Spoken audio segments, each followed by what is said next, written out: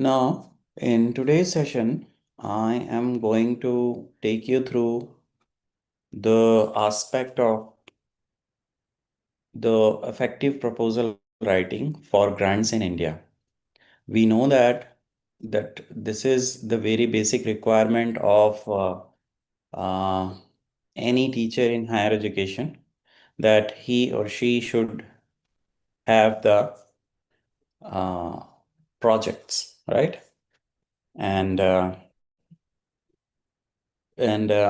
we are most of us are lagging behind that. The reason is very simple. The reason is the competition is very high, and the funding that we are getting based on, let's say, the ratio that we are eligible are very uh, less. So the ratio is very less, and that's why the proposal that we used to submit to those agencies for the funding. mm, but again and again, we are not getting those funds.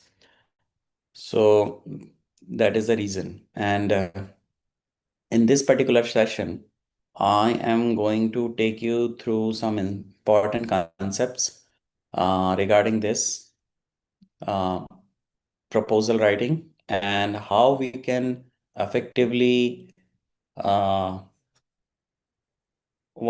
we can write, or how we can effectively tell our idea to those agencies, uh, so that the review of those project proposal, at least some next at least they will call for the next stage of the scrutiny, at least for the presentation and all, so that the chances of getting the project will be more. Okay. So in this particular session, we are going to learn about A to Z related to the proposal writing for different grants, right? Uh, am I go with the English or English and Hindi both, so that I can start the session? Sir, thank you. I'm Dr. Girija Chitarwar, coordinator of this from our college side. So all are from engineering college faculty. All the 100 faculties are from engineering college, and they are very well versed with English. So you can go with English also, not an issue. Okay, great, great. So Yeah, generally what and will they are all happen? from engineering college only. Then that is the unique group I'm getting. Because Yeah, it's a unique group only. yeah. Thank you so much for telling this. Thank you, sir. So thank you. So till now, I don't know, till more than 100 like NAP sessions, what I found out is there is a mix of the audiences, and it was very difficult to take them to one level. So it is great that all of you belong to the engineering background. So whatever I'll tell as an engineer, you can understand it, and we can relate. So at any point of time, if you are having any doubt, please let me know at that particular time. You can interrupt me. And at last also we'll take some questions. So let's dig into this particular topic and try to understand that that what is effective proposal writing is and how we can achieve. So in this particular session, is specified and designed for the faculty member and the researchers across India and institute who are navigating the competitive landscape of research funding, whether you are submitting your first proposal or refining your approach. This guide will equip you with practical strategies and insight to strengthen your grant application. We will also explore the unique characteristics of Indian funding ecosystem.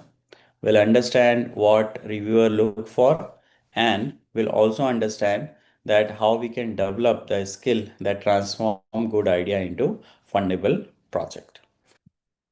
Now, in this particular session, our objective would be defined in these 5 points. The first, we'll try to understand the funding ecosystem, where we'll gain the comprehensive understanding of Indian research and innovation funding landscape, including government agencies, council, and emerging opportunities. Next, we'll go through the proposal structure.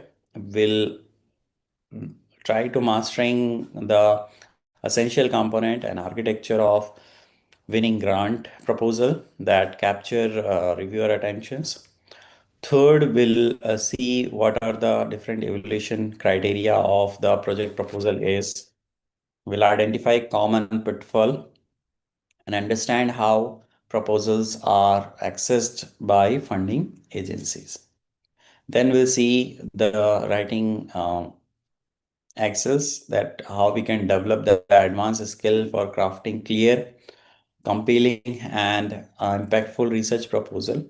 And at last, we'll see the budget part, because that is also very important, that how we can manage the budget. We'll learn the budgeting principle.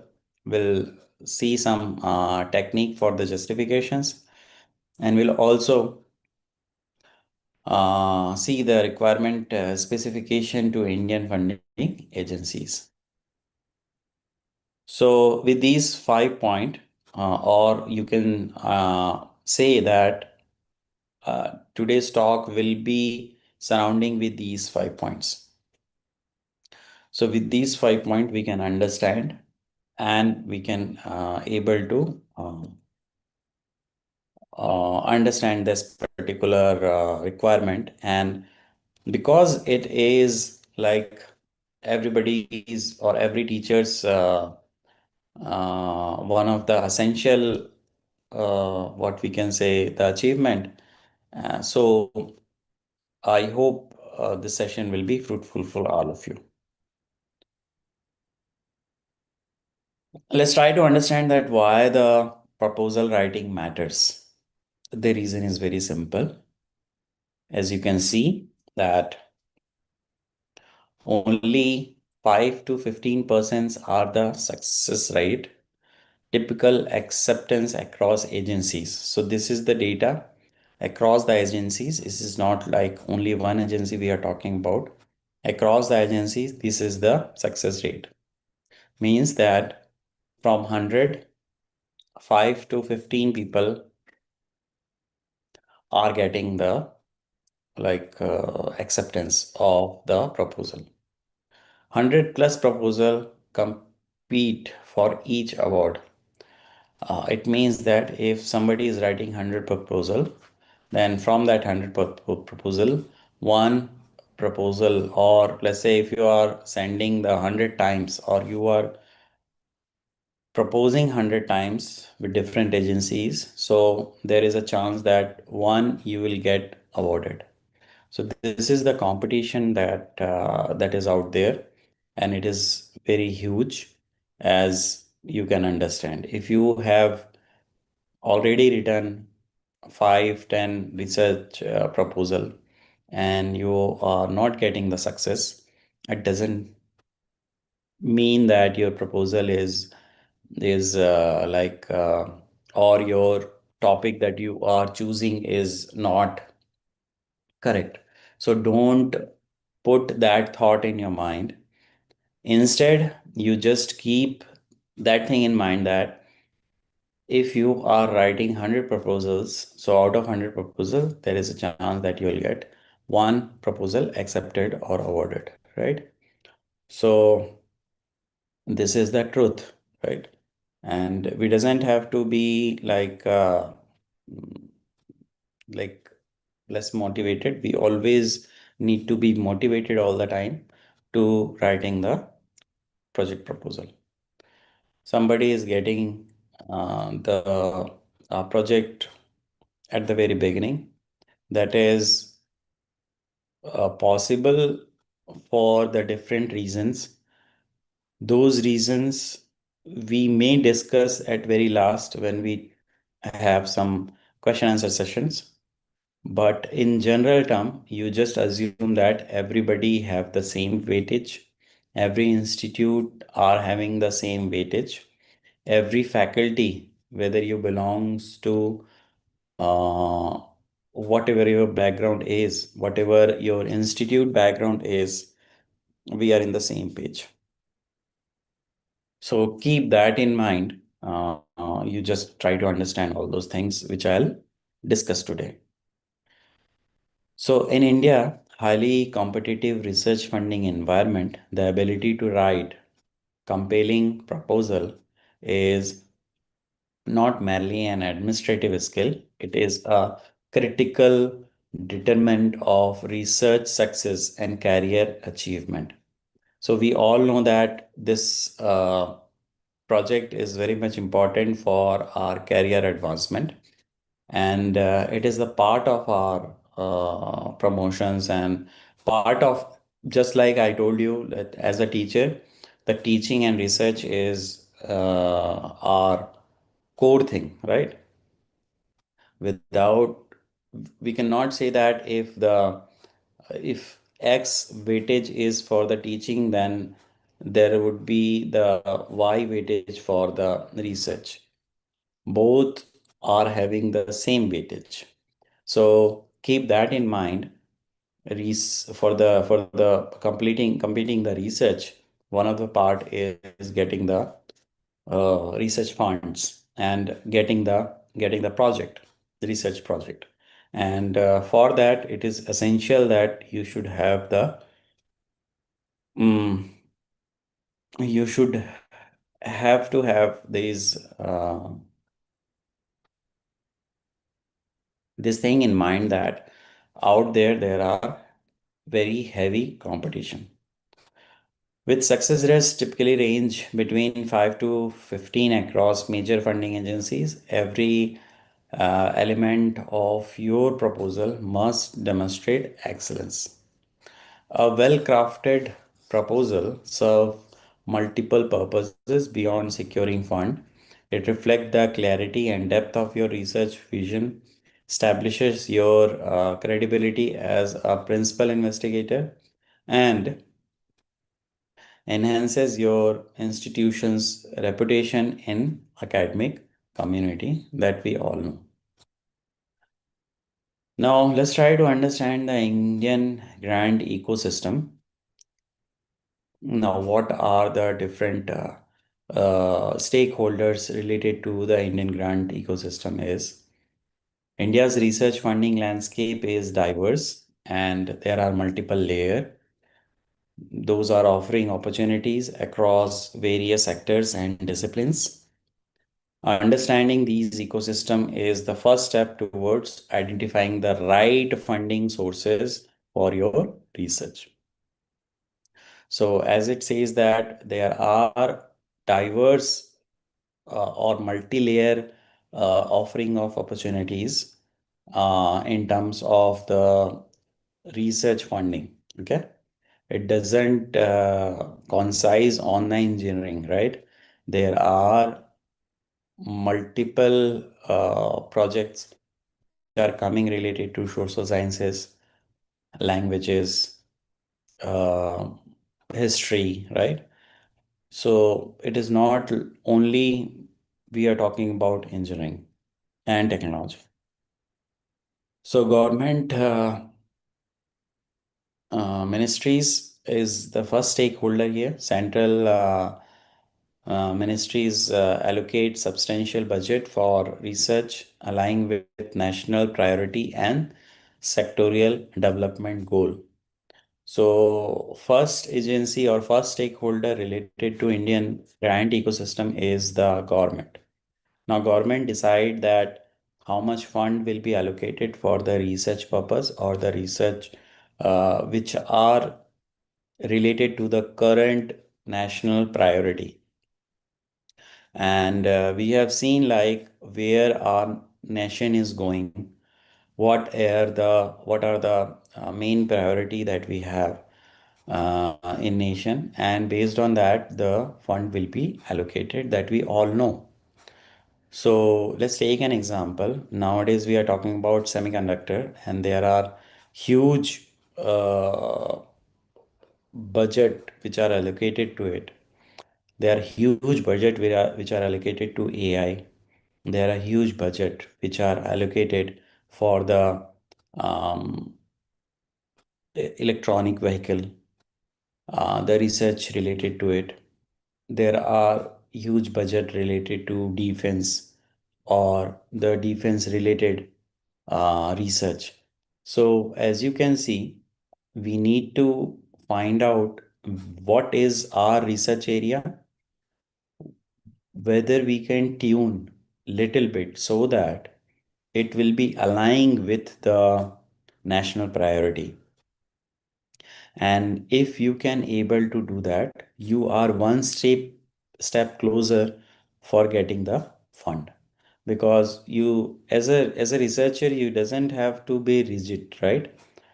uh, you doesn't have to like isolate or absolute, right? You need to grow up, you need to find out new technology, you need to master in those new technology, and then based on that you can go for the proposal. The second stakeholder is the funding agency. So we have many funding agencies, specialized council like Department of Science and Technology, SERP, Department of Biotechnology. Then we have CSIR, which provide. So there are different agencies that we have, and all those agencies having a specific goal that they need to follow. Ministry of Electronic and IT. Likewise, we have many agencies which exist, which are providing the or distributing these funds which are allocated by the government to the researchers. Next is the state schemes. There are different level which are focusing on the regional priorities, innovation and capacity building in local institutions. So we also need to follow up the local agencies also, which are the part of the central government, but they are working locally in your area, in your region. Also, there are budget in the local government, like your state government. And state government is also having uh, different department, science and technology, which are related to electronics, which may be related to the farming, which may be related to the energy. So we need to find out their openings, their requirement, and based on that, we can also do the proposal. CSR and industry. See, every industry has the responsibility that if industry is gaining the profit, uh, so government of India has given an obligations by which it is very much important for any company to give back to the society. In this regard, every industry, based on their profit, they used to provide the CSR fund, that is called corporate social responsibility. It is a mandate by the government of India. And so CSR is, and also these CSR funds, they used to provide to the researchers for doing some specific work. Based on that, they can give this CSR funds. This CSR fund, they can also provide you for giving the trainings. They can also provide you for creating the infrastructure. creating some center of excellence, and creating some a local ecosystem which whose vision is aligned with the company's vision, and ultimately the company or the industry vision is aligned with the nation. So this is also the part of the grand ecosystem. Then we can always go for international funding. So there are some partnership or agreements between the government and government agencies used to call for proposal which are uh, bilateral or by nations. Okay. So two nations are aligning with India with, let's say, Singapore, India with, let's say, US, India with UK, India with Europe, or European country. So there are many uh, joint proposal has been called. Definitely in this, we need to have the collaboration with the international institutions and the international personalities. So if you have those collaboration through your research, through your institute, or uh, or by, let's say, if you'll go for any conferencing and all, and you have some mutual collaboration with the researchers which are in the foreign soil, you can always go for writing the proposal which are asking the international uh, collaboration demand, right? Or which are asking for international collaboration. So in a bigger picture, we can say that these are the ecosystem that we have in India, more or less, for getting the fund. Okay. So if you have something more in mind that we can put, because we have some space which is left. So you please let me know. Either you can tell now or you can tell at the end of the session.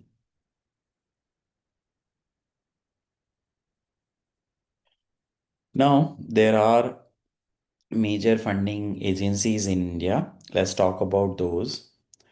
The first one is DST and SERB, the part of the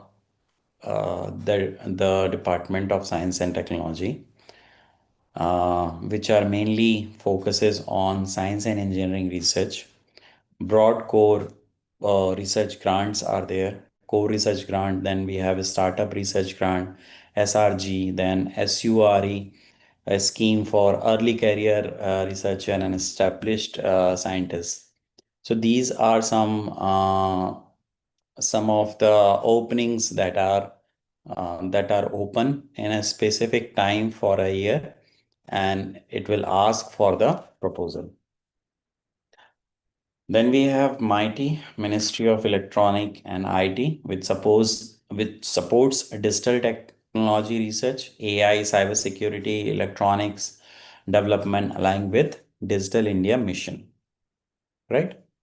Then we have some educational bodies like we belongs to AICT. Then there is a UGC also to support the faculty development, infrastructure enhancement, and quality improvement in higher education institute. So their call for proposal is also throughout the year. There are many fellowships for the PhD student, for the individual faculty members, and for the department and for the institute also. They used to provide different proposals, or they used to ask different proposals.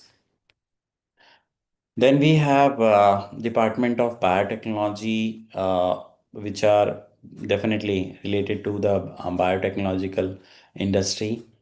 Then we have BIRAC, which is the Biotechnology Industry Research Assistance Council for biotechnology related funding. Uh, it will provide research, innovation, and commercialization, which focuses on healthcare and agriculture.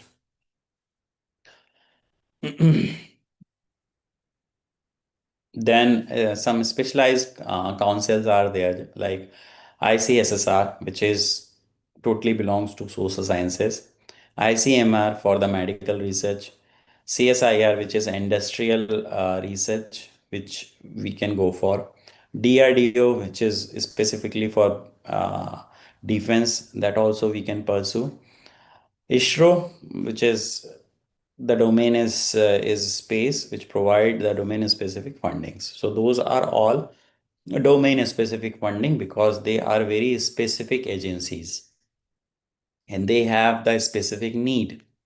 Then we have mission driven agencies which are related to the missions like renewable energy. We have Ministry of Renewable Energy. Then we have MOES, which belongs to the Earth Science. Niti Aayog, which is giving the policy research. So these are also the funding agency which used to fund national wide. So I hope these list covers almost all the major funding agency in India, which belongs to the government and which focuses on the pure research grants.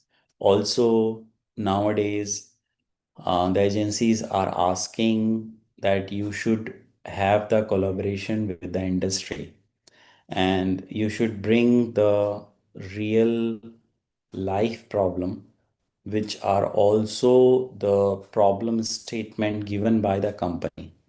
So they will not give the like they have the obligations of giving the funds to the company. So they used to give the funds to the company via educational institute. Okay, so that is also a great opportunity. You should have the collaboration with the industry. You should have the collaboration with the industry of your area, right? And it is very much important to crack those because sometimes it is asking for a specific company to be involved, and at that particular time we doesn't have the collaboration with the company because educational institute and the company or the industry has a huge gap.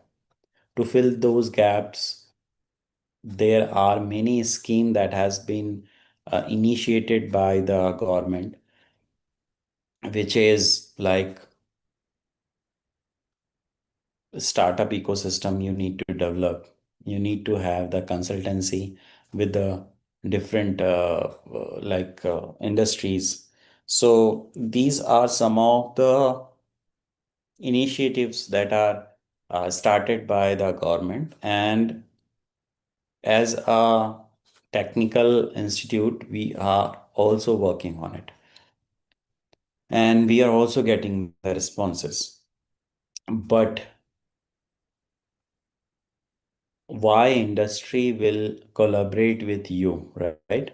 So your profile should be good. You might have achieved something, right, which may impress the company, and ultimately with the collaboration of the company or with the industry, you can write a good proposal for the funding for any of these agencies.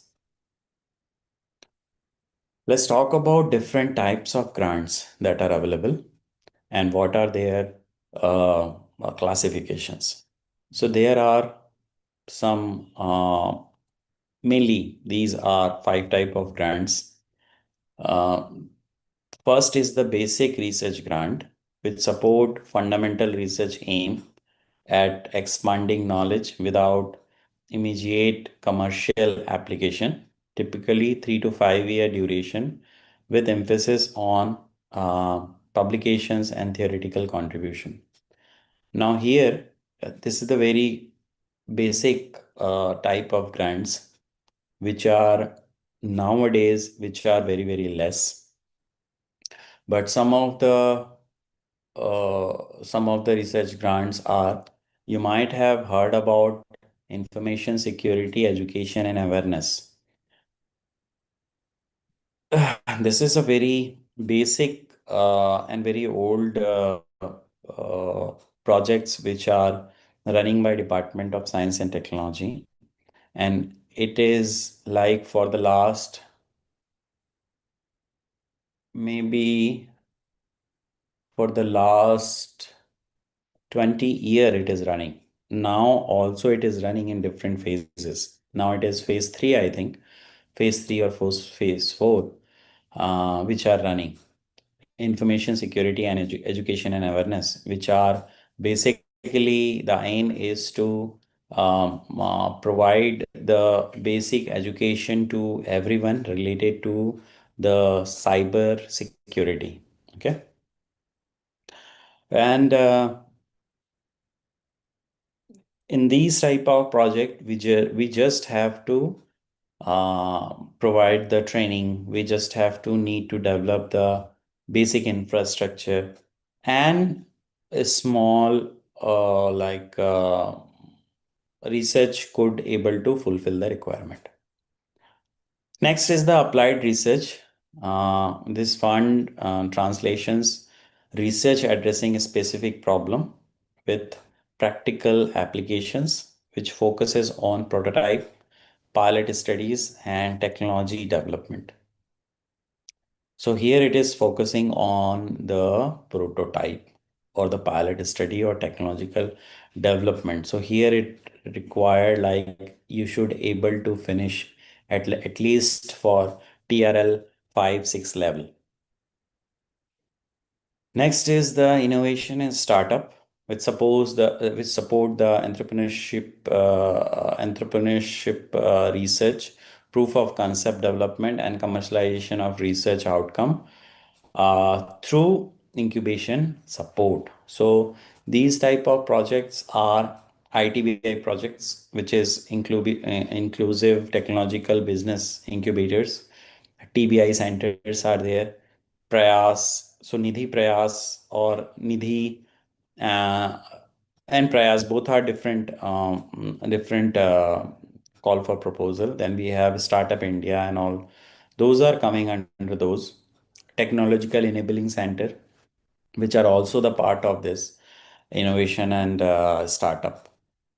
Next is the infrastructure grant, large scale fund to establish center of excellence, shared facilities, research infrastructure that benefit multiple investigators. So infrastructure grant might be given to a particular department or a particular institute, like PERS is one of the grant, which is an infrastructure grant given to the institute.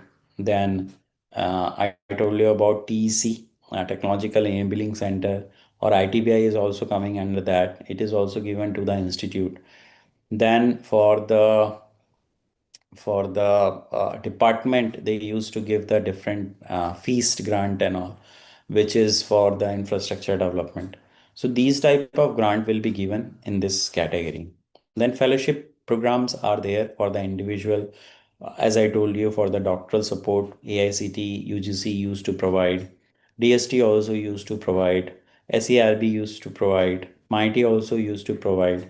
So based on that, postdoctoral research, visiting scientists, including international mobility scheme. All those things are the collaboration with another country. Those are all coming under fellowship program. So mainly these are the 5 different criteria out of which we can say that these are the type of grants. Now let's go to another dimension of it, which is talking about understanding the call for proposal.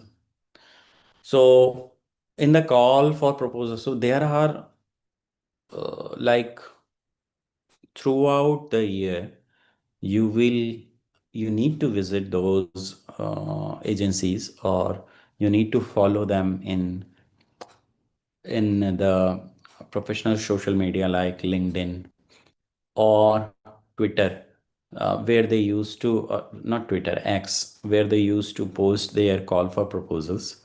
Uh, as well as you need to visit their site frequently, so that you can get to know that what are the different call for proposals in their portal. So every call for proposal contain critical information that determine whether your proposal will even be considered for review, right? So careful analysis of the call for proposal call is not optional. It is a foundation for proposal development. So the first step is to get those call for proposal, get the requirement and find out what is their requirement, whether you are fulfilling the requirement or not. So into that, to understand the call for proposal, we have mainly two bullet point that we need to understand. The first one is the essential element to identify objective of the call, right? So what a specific problem or research area is agency prioritizing? First thing. Second thing is, what is the eligibility criteria? Who can apply, right? Whether you are coming under that eligibility criteria or not, that you need to find out. So are there restrictions on institute type, investigator qualification, or the career stage? So criteria, eligibility criteria is must, like for the early career research grant, the eligibility criteria is at least 2 years you need to, means the first 2 year you can apply. If you are beyond 2 year, you cannot apply in early career. Likewise, the investor qualification, you should have the PhD. If you cannot have the PhD, you cannot apply on certain research funding, right? Also your institutional eligibility, like whether you belongs to the NRF 100, under 100, or not, right? Or you might have, let's say, the NEC accreditation or not. So these type of criteria used to come, and NBA accredited program or not, right? So these type of are the eligibility criteria that belongs to the individual or the department or the institute. Funding parameters also. What are the minimum or maximum amount they are talking about for one project? How much amount they can give for one project? They used to disclose that sometime, but sometime they do not do that. So you need to find out whether they have written somewhere the maximum or minimum amount of the call for proposal. What are the typical product duration also, that we need to find out, whether it is a for 2 year, 3 year, 4 year, 5 year, right? So what are the maximum time that we can apply for a particular project? Second is to, we need to understand the expectations of that particular call for proposal, right? What is their expectation? What is their end goal? What they want, right? So first thing is expected deliverable, what they want. So what are the output that they are requiring? Whether they are requiring only publication, whether they are requiring publication with the prototype of the product or of the proposal that we are, whether they require the data sets only, right? Or the combination of it, or the policy recommendation. So what is their requirement, or what are the outcome that we need to totally understand. Some people are asking like, your outcome should be, let's say, TRL 6 beyond, or TRL 5 and up, right? So we need to look into their perspective, right? Or they want the commercialization of your product, or they just want the prototype, right? Also they, we need to understand evolution parameter. How will proposal be accessed? what weightage is given in different sections, that we need to find out how the parameter will be evaluated. Submission requirement, what document, what is the format, and endorsement are mandatory or not. So generally endorsement are mandatory. Before you apply for any project, any government project, you need to be endorsed by your institution. It means that your institution should be agree to apply you for a particular funding agency. It means that the money will come to you through your institute only, right? It is not like you need to have an individual account and they are giving you the fund. It is through your institute. So endorsement of the institute, endorsement by the head of the institution is very much necessary. And what is the format, what is the document that they are requiring is also we need to understand. So to understand the call for proposal fully, we need to go through their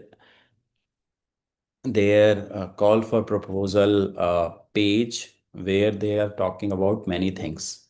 So all those things we need to very much understand, right?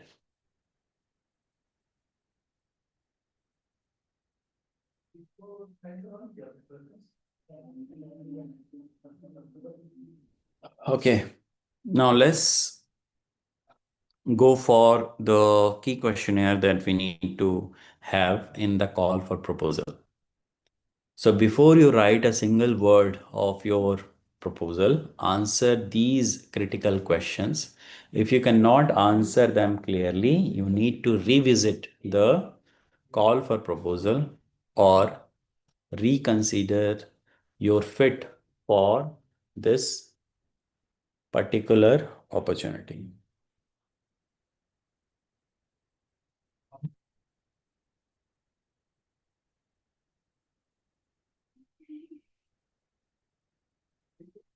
Just a minute.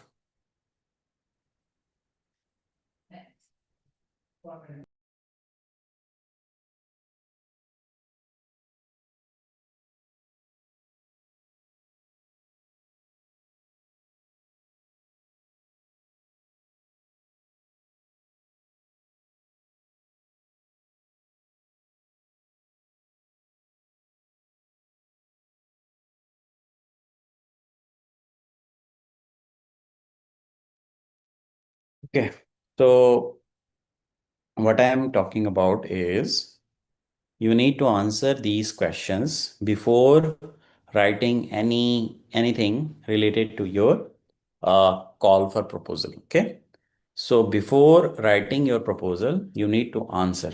If you cannot answer any of these, then you need to again go through the call for proposal column. Okay, or call for proposal. So first one is problem alignment. What is the meaning of that? What specific problem or knowledge gap is the funding agency trying to address through this call? How does your research directly contribute to solve it? So they used to give some areas whether they on that they want the the proposal. They will specify it. Also, they will specify their requirement very clearly in their call for proposal. So if their requirement is that you need to give the solution for EV, electronic vehicle, then you need to concise your research related to EV only. You cannot say that I'll give the proposal for AI, or I'll give the proposal for space sciences, or I'll give the proposal for defense, right? Because they are very specific about their requirement. So you need to align. Also, you need to define all those things. Next is national priority fit. Your research idea aligning with the current national priority. What is the current national priority? That is that you'll get from the government, like initiatives where they are focusing on. You can also find the priority of the government through the budget, in which area they have allocated the most amount of the budget and what they want to uplift, right? So all those are the thing that we need to be aware of. So based on the national priority, government mission, strategic initiative, can you explicitly connect your work to these priorities, right? So you need to answer these questions. These are the questions that we need to answer before writing any proposal. Next is institutional eligibility. Does your institute meet all eligible requirement? As I told you, what type of institutions they are looking for, what is the location, whether you belongs to, let's say, if the proposal is talking about the tribal area, so where your institute is located, whether the call for proposal is for the northeast, right, and they have given a problem related to the northeast area, then where your institute is located, whether they are asking for, let's say, the NRF ranking under 100, so where your institute belongs to, whether they are under 100 or not, right? So all these are the different thing that we need to look after before going to the proposal.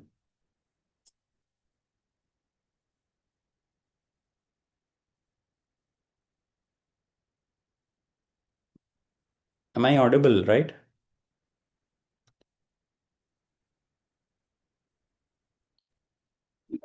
So you are properly audible. I mean, everything is perfect. Okay, thank you.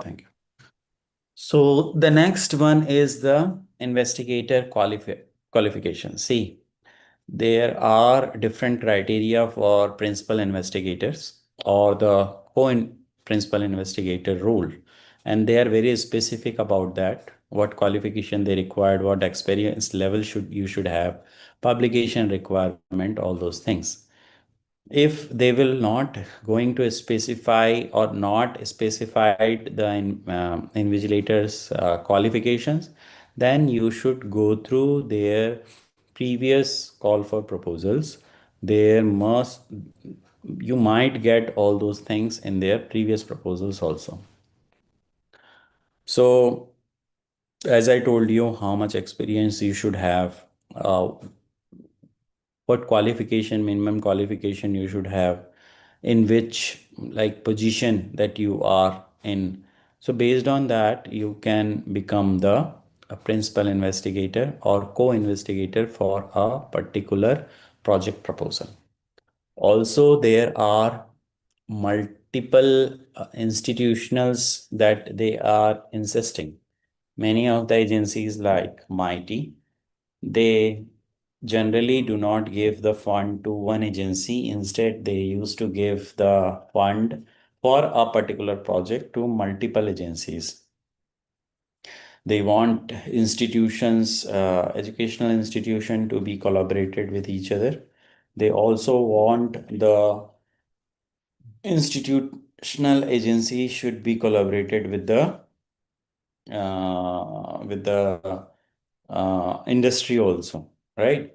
So if you are giving your call for proposal with multi institutional way, then there is a high chance that you might get the project. So also only one is investigator, they do not appreciate. For one project they used to have, let's say, three four uh, along with the principal investigator, some three four co principal investigators also they are encouraging. They are also encouraging the people with different expertise which are related to the proposal. Okay. So these are the thing that we need to answer before writing anything related to the proposal. I hope you understood this. So call for proposal is very much important. Let's talk about the national priority and alignment. What is the national priority and what is where we align with in today's scenario? Okay, so that we can understand what is today's requirement. So Indian funding agencies increasingly prioritizing research that align with national development goal and strategy initiatives. So all those information we might get with the government portal, or all those information will get from the recent year budget, because everything is the budget is aligned with the national mission or national priority. Okay.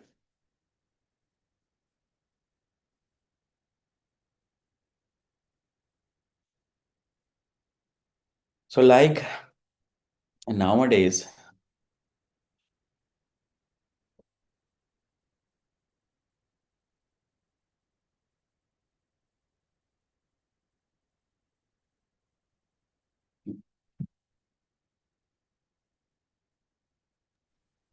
Sir, you're not audible. yeah, yeah.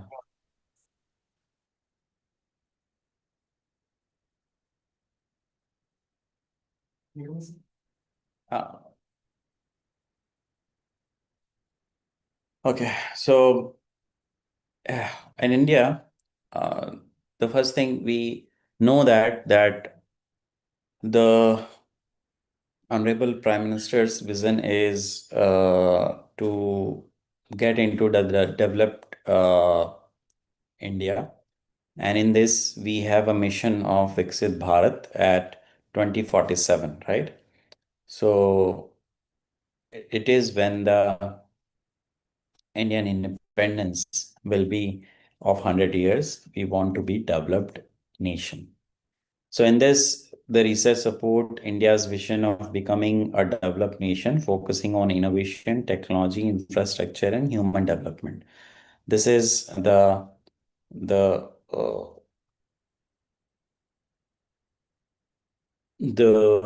what you can say the focus area. Then we have the area of digital India, right? Digital transformation, e-governance, cybersecurity, AI technology enabled solution for citizen services. This is also the national priority. Then we have climate and sustainability. We are talking about the renewable energy, climate adaptation, circular economy, and environmental conservation research. So whether your research or whether your work belongs to this particular vertical or not. Then we have Atmanirbhar Bharat, right? Self-resilience in critical technology, manufacturing, supply chain, emphasis on indigenous development and import substitution. Then we have another mission called Make in India, where we are talking about the everything should be manufactured in India, and manufacturing innovation, product development, process optimization, technology transfer for industrial growth. See, as a teacher, we might have different patents which are available, but how much patent are commercialized? How much patent could be commercialized? That answer we should ask to ourselves, right? Because what will happen is we used to publish the papers, it is okay. We used to publish the patent, it is also okay. But whether those patents which you have published are solving some issue, current issue for the society or not. If it is solving, then which industry it is solving? Can we collaborate with those industry and can we commercialize your patent that you have developed to solve a particular problem, and a company is also working on the uh, same problem. So can you commercialize it, right? So there are different, you can say, schemes which are aligning with it, then that we need to look after. So Make in India is also a mission. Then we have inclusive development, research addressing tribal welfare, as I told you. Like some proposal are related to the area specific, tribal welfare, rural development, social equity, or reaching undeserved population. These are all different thing that we need to understood before writing any proposal. Okay, let's talk about anatomy of a standard grant proposal. Okay, now when we write the grant proposal, then what are the different point that we need to look after? Okay, there are some 8 point. Let me read one by one. Then we'll go to a specific point and we also elaborate it. First is the title and abstract. Second is the problem statement. Third is the literature review. Fourth, objective and outcome. Fifth, methodology. Sixth is the work plan and timeline. Seven is the budget and justification. And last one is the term and infrastructure. Okay. So let's go one by one. With a specific requirement vary by agency, most grant proposal in India follow a common structure. Understanding this anatomy help you organize your thoughts and ensure no critical element is overlooked. So these 8 points are the you can say are the most awkward point for any proposal. So in any proposal, you'll get all those 8 points. Okay. There might be some points which are specific to the proposal, but these are the anatomy of it. So let me increase the size so you all can read it.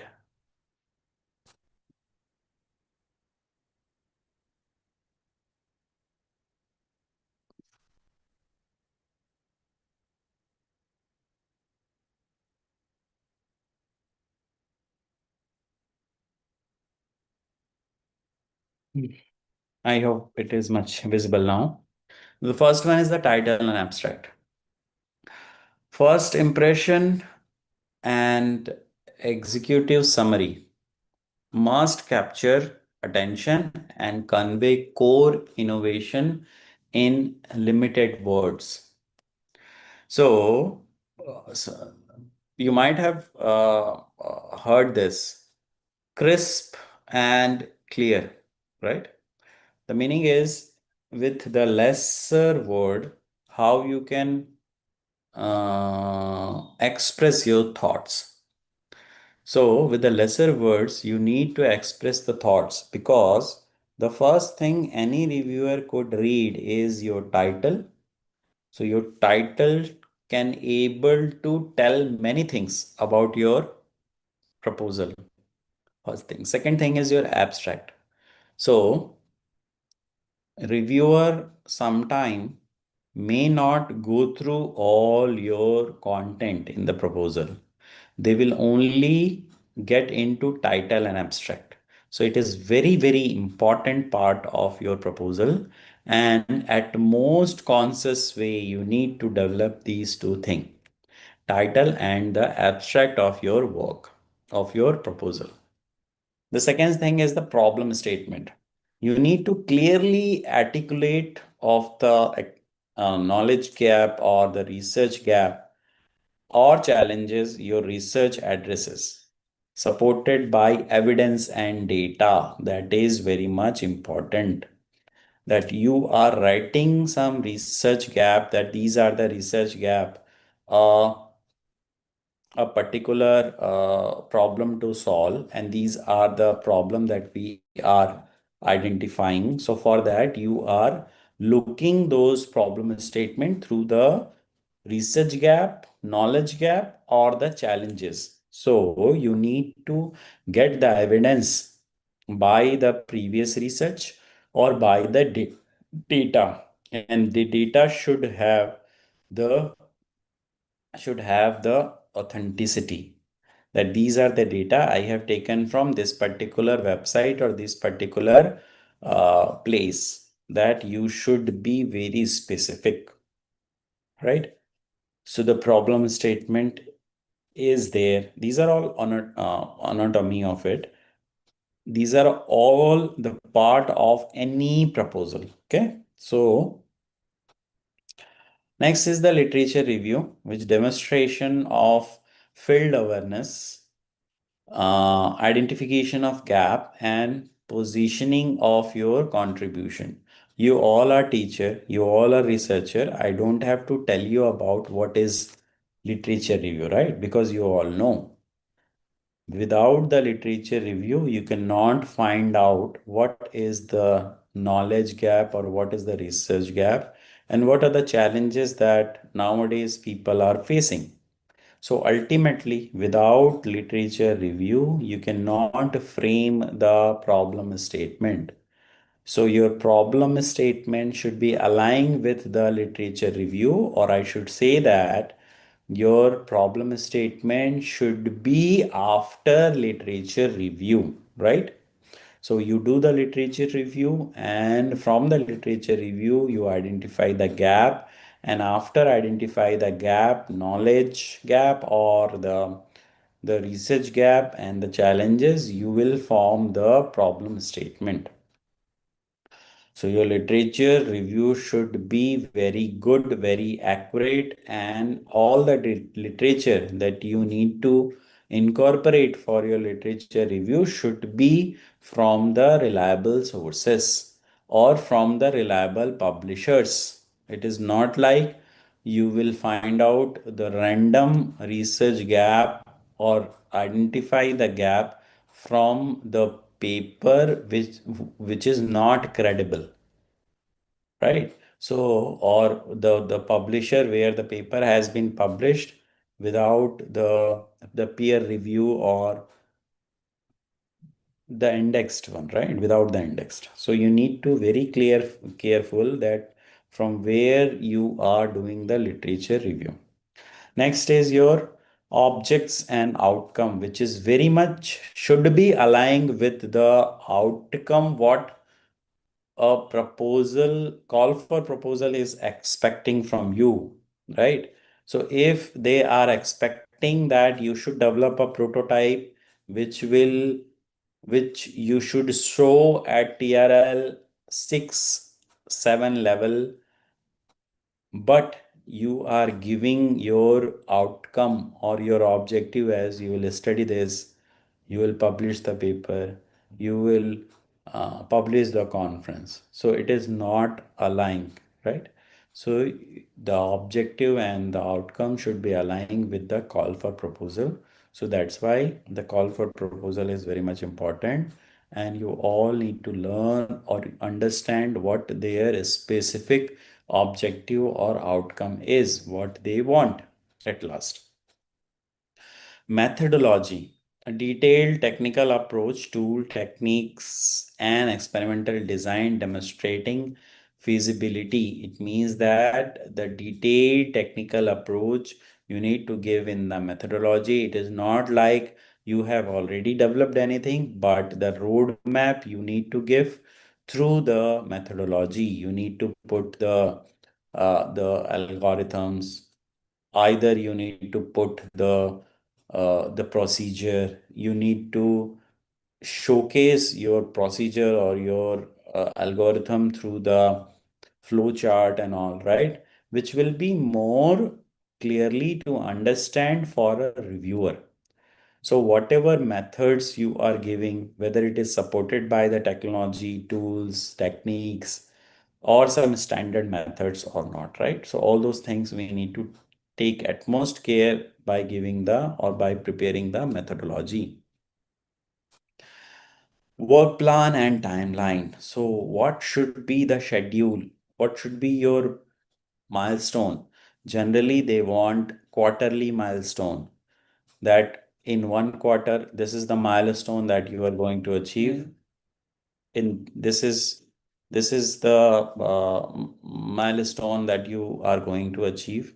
And if you are achieving that particular milestone, then what is your deliverable? So you should have the realistic timeline, and you can also need to justify these timeline. Let's say if you are saying that in 3 months we are going to develop this, but the prior to that, if you haven't done any a prerequisite, or you haven't fulfilled the prerequisite of creating those things, then how you can do that? So the reviewer can easily understand whether you have given the realistic milestone that could be achievable, or you have given some hypothetical timeline or your schedule. So all those things we need to understand.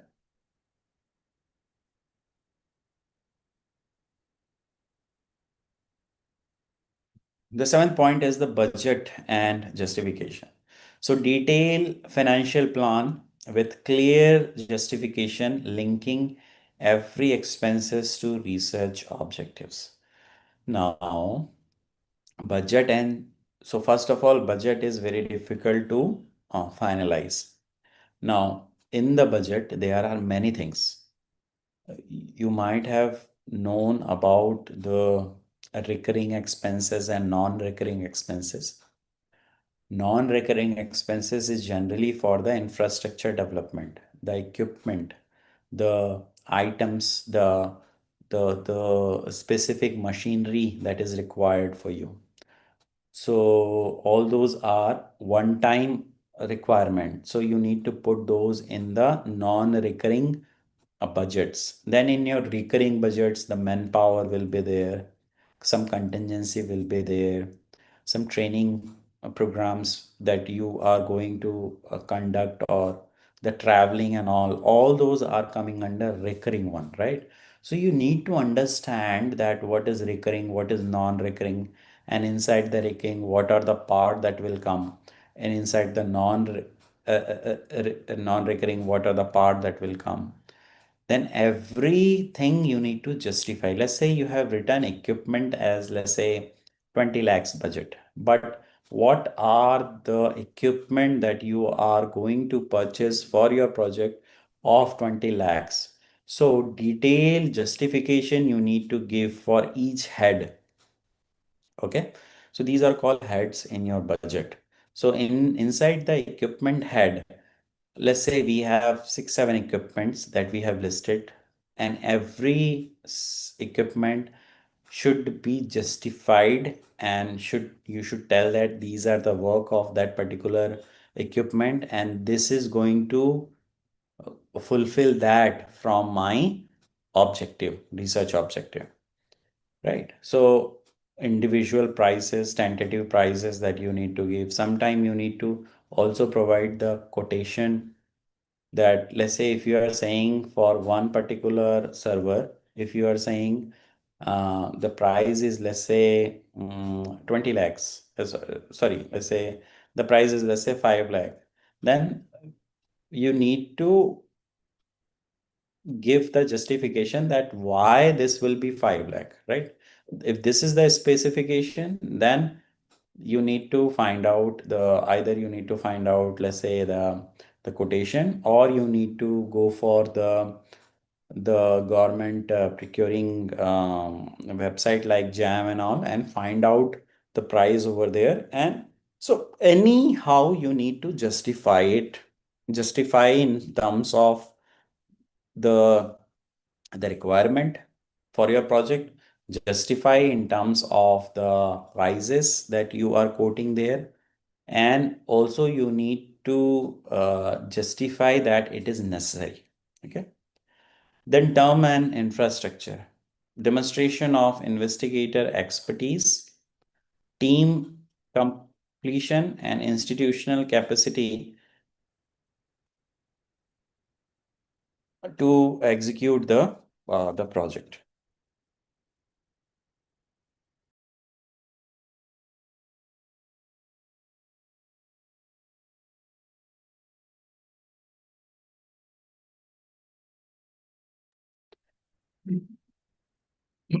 So I hope you understood the anatomy of the proposal.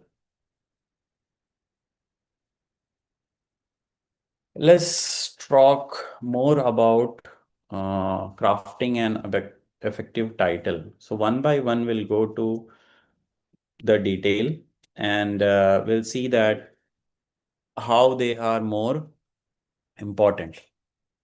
So crafting an effective title. Your proposal title is the first and sometime only element reviewer read before declining whether to engage deeply with your proposal.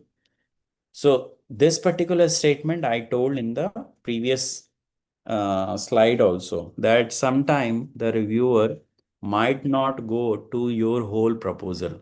They will only go through the title and the abstract of your proposal. If your title and the abstract of your proposal is not aligned with what the requirement of that particular uh, call for proposal is, then it will be like end of your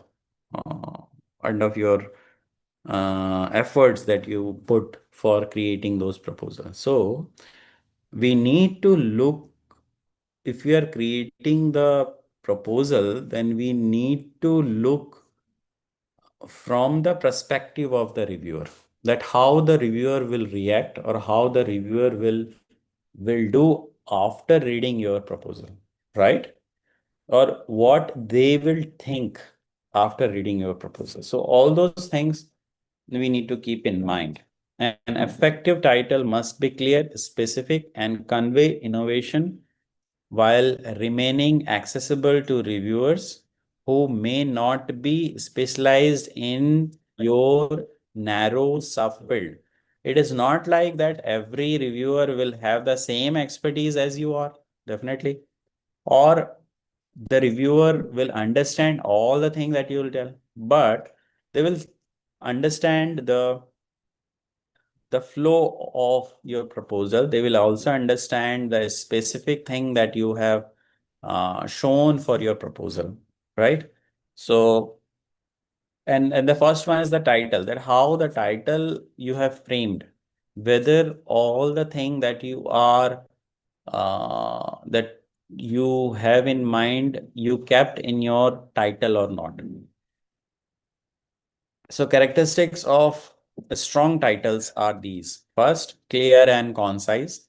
So avoid unnecessary complex language or overly technical jargon that we generally sometimes do. So we'll put some complex languages so that the the impression will be more in that way. We sometimes do that, these type of mistake, but these type of mistakes we doesn't have to repeat now onwards, right? It should be clear and concise and simple. Specific, indicate a precise focus rather than broad, vague description, right?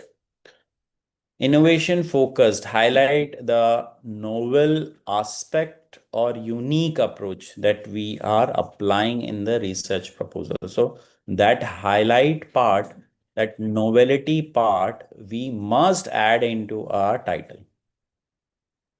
Impact oriented, when possible, suggests the potential application or a beneficiary. Abbreviation free is spell out, like sometime we'll say a small abbreviation we used to write in the title, which should be avoided. So there is an example. Let's say the title is AI technique in healthcare. This is the title. Okay. AI technique in healthcare. So if we are writing these type of title, so what is it? It is too broad, definitely. No specific about a problem. There is no problem that we are specifying. Just writing AI technique in healthcare. We are not talking about in which domain in the healthcare we are giving the AI technique. Method or population. So no specific about problem, methods or population. Now, if we'll convert this weak to the smart, strong title, so how the title will be? AI based early detection system for diabetic rent retinopathy in rural India. Now it is talking about the specific thing, right? So AI detection based system that we are looking for, which is specific for the diabetic, and the population is the rural India. So a specific method is AI based. Clear problem. So we have also given the problem. What is the problem is diabetic. We need to find out the diabetic in rural India. Defined population. Yeah, population is rural India. Geographic context is also given. So you see India, right, is the geographical context. So you see with the title, we can have to specifically tell all those things. So title, you must have, should not have the fancy words, should not have uh, the it should have something which is meaningful. It should not have very vague, very broad, right? And specific to your work, so that reviewer can understand, yes, you are talking about all those things in your proposal. But here, reviewer could not understand anything. Now let's talk about abstract. The abstract is your proposal's elevator pitch, right? A standalone summary that must convince reviewers your research is worth funding, despite typically being limited to 250 to 300 words. It carries enormous weightage in evaluation process. So if sometime reviewer will look after your title, then definitely it, if your, let's say whatever, if your title is not specific, not having or not telling anything, then also reviewer used to read your abstract, because abstract is of very small size, right? They can able to give at least 1 minute to you, right, or to your proposal. So abstract is very much important. In the abstract, you should give what is the problem, what gap, challenges, opportunities are addressing, establish urgency and relevance immediately. So your abstract should have all those things. What is the gap, challenges, or opportunity that we are addressing? You should also tell that it is very much urgent, or immediately we need to solve those problems, because those are the consequences. Solution. What is your innovative approach, methodology that you need to highlight? Highlight what makes it novel or superior. So what is the novelty that you are providing? That also you need to give in the abstract. Impact. What are the expected outcome and broader implications? So what is the impact ultimately your proposal is, or your proposed project is going to do? Connect the to nation priority and societal benefit, which is very much important. If your proposal is not at all related to the societal benefit, if it is not at all related to the nation's priority, nation's mission, nation's requirement, then it is not going to through to the next level or next step. So what is the strategy write-up tip? So we need to write your abstract very last. So definitely the abstract that we write in the research paper is also very last, right? So at very last we used to write the abstract. So last we need to write after completing all other section. This ensure it accurately reflect your fully developed proposal. However, place it first in your submission. It's often the first and sometime only section reviewer read carefully. So as I told you, the title and the abstract is the very first thing or very last thing a reviewer could read. So it is very much important.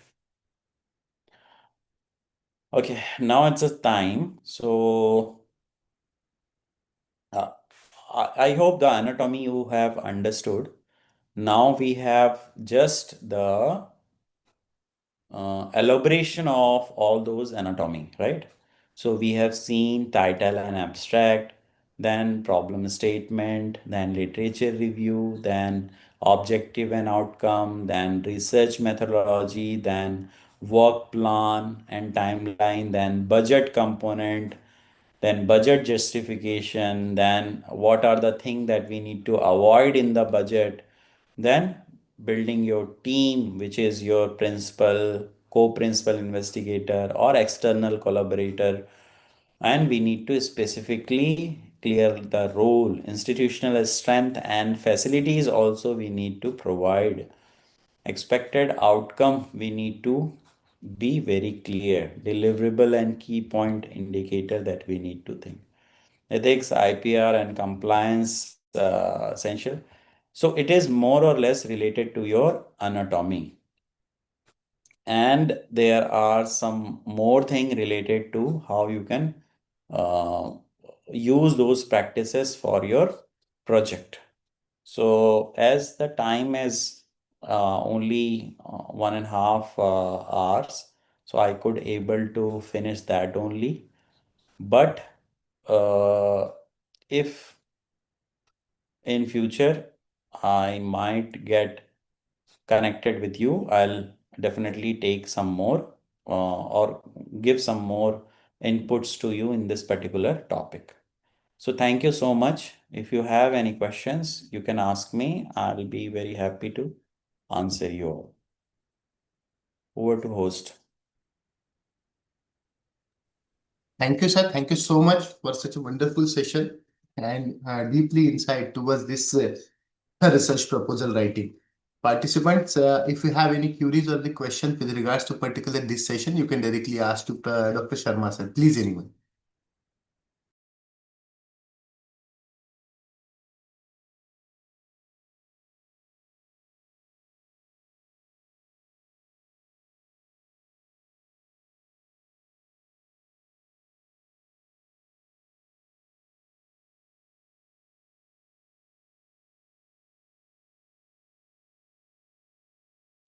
So I hope there is no question. Everybody is clear about what has been delivered. Yes, sir, it was a clear session. Really, it was good enough.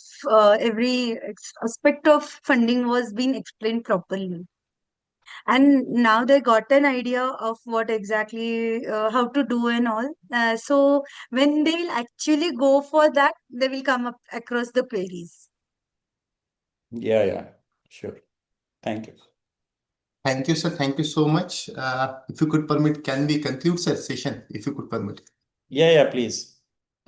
So on behalf of Malvi Mission Teacher Training Center, Sant Gadge Baba, Amravati University, all the participants and Marathwada Mitra Mandal College of Engineering, Pune, I extend my sincere thanks to Dr. Sharma sir for such a wonderful insights and deep insights towards this proposal writing. Definitely, sir, your inputs will be very valuable, and we will assure you we will inculcate your inputs in our upcoming research, in the future research. With this, I once again extend my sincere thanks to you for your precious time and thought-provoking session here. And with the kind consent of Dr. Sharma sir, I would like to declare that this particular session will be over here and we will continue for the next session. Thank you, sir. Thank you so much, sir. Thank you so much. Thank you, sir. So participants, as a part of evaluation, we're going to conduct MCQ test as we have already announced that. So you will get the link by tomorrow afternoon, 2 p.m. after completion of this session. And there will be a time till tomorrow, 10:30 a.m. So you have to appear for that test during that time. Okay. Sir, I mean, you will be giving tomorrow 10:30 will be the time for the test, right? No, And no, the ma'am. No, test no, will no. be No, no, ma'am. No, no, no. I will be open the test from today 2 p.m. Okay. okay. You will open it today 2 p.m. and up to tomorrow 10:30 you Up can give. to 10:30, they have to complete, ma'am. Okay, okay, fine, fine. I got the message. So Yeah, today you yeah. will open and tomorrow morning up to 10:30 you have to give. No, no, ma'am. We will open from it today 2 p.m., ma'am. Yeah, yeah, sir. Today you will open 2 o'clock and they can Yes, give from today 2 to tomorrow morning 10:30. yes, 10:30 a.m. Yeah, yeah. Got, sir. Got, sir. Okay, Yeah, thank sir. you. Thank you. Thank you. Yeah. Thank you.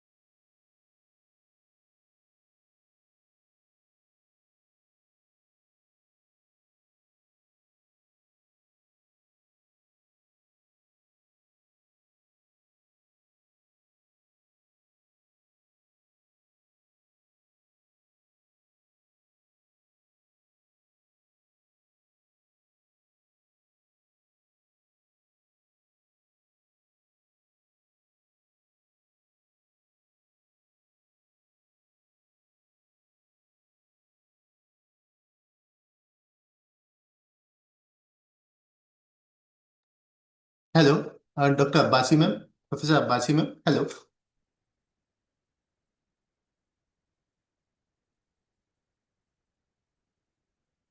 Hello, good afternoon. Am Good I afternoon, ma'am. Good afternoon.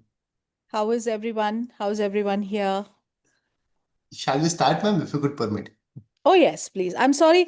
Actually, I also have another course going on, at my center, and I had to welcome the guest. Yeah, yes, ma'am. The similar responsibility on each this MMTTCs. Yeah. And you are doing these courses very early. We normally do them after 2 o'clock because then all our other Actually, ma'am, what happened? We generally schedule the planning of these courses in the afternoon. But what happened? Whenever we are collaborating this institution, they have the sufficient time. So we have to adjust according to the faculty convenience so that they get the training very properly. Right. So, friends, good afternoon once again. As I have already told you that the today's session have been split into the two different part. First part, at most we have completed. Now we are moving towards the another part of the today's session. Friends, you know that we have earlier on the very first day we have discussed the objectives of this national education policy and very much important aspects on the targeted objective of this policy is to achieve the gross enrollment ratio up to 50% by 2035. That policymakers have set that agenda, and it is the responsibility of higher education institute to comply to compile with that, and accordingly, the multidisciplinary institutions will be there, and student admissions and the enrollment is very much important.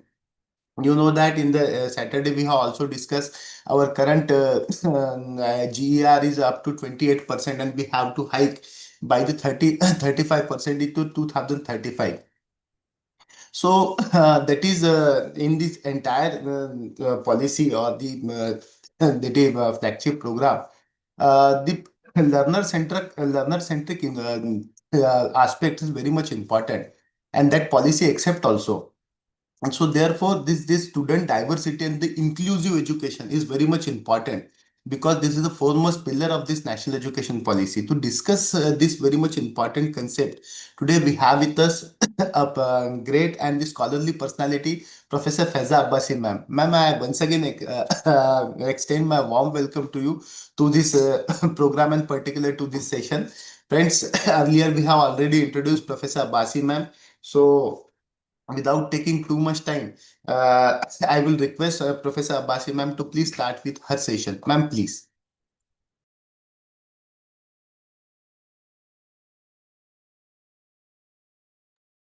Okay, thank you for that welcome. And I think I'm meeting the participants here for the second time. So wonderful, I must say. Earlier, probably we spoke on leadership, governance, and management. And today I have been given the responsibility to speak on student diversity and inclusive education. That in the background of the national education policy. Now, friends, we all know by now that the national education policy is here to bring some very transformative changes in the society through education. And these are the kind of changes that we have never seen before. One of the themes is student diversity and inclusive education, because one of the important pillars of NEP. What are the 5 pillars of NEP? Can somebody elaborate? If you know NEP a little, what are the 5 pillars of NEP? Access, equity, quality, AEQ. AA, affordability and accountability. Now, when we are looking forward to strengthen access, equity, and quality, then we need to bring in inclusive education. Therefore, one of the important themes of the National Education Policy Orientation Sensitization programs is student diversity and inclusive education. Because the higher education sector of India has experienced massive expansion And today it has become the second largest system in the world. This growth is accompanied by increasing student diversity in the industry. When we are having more and more students, we are having more and more diversity. We are increasing the gross enrollment ratio. We are utilizing the federal structure of education in our country. We are having more and more diversity. Now, this diversity is of different types. We will cover that. Sorry. It is reflected Ma'am, in. you shared something? No, no, no. I'm not Okay. sharing it. We are Okay. going to talk. Is it fine? Okay. Yeah, absolutely. I would like to talk instead of showing you. It becomes sometimes I prefer because this is a very live topic. So we can keep Yeah, it, hmm, yeah, uh, okay, ma'am. I just thought of like I was saying. nobody is able to see anything probably. Yeah. Yeah. Right.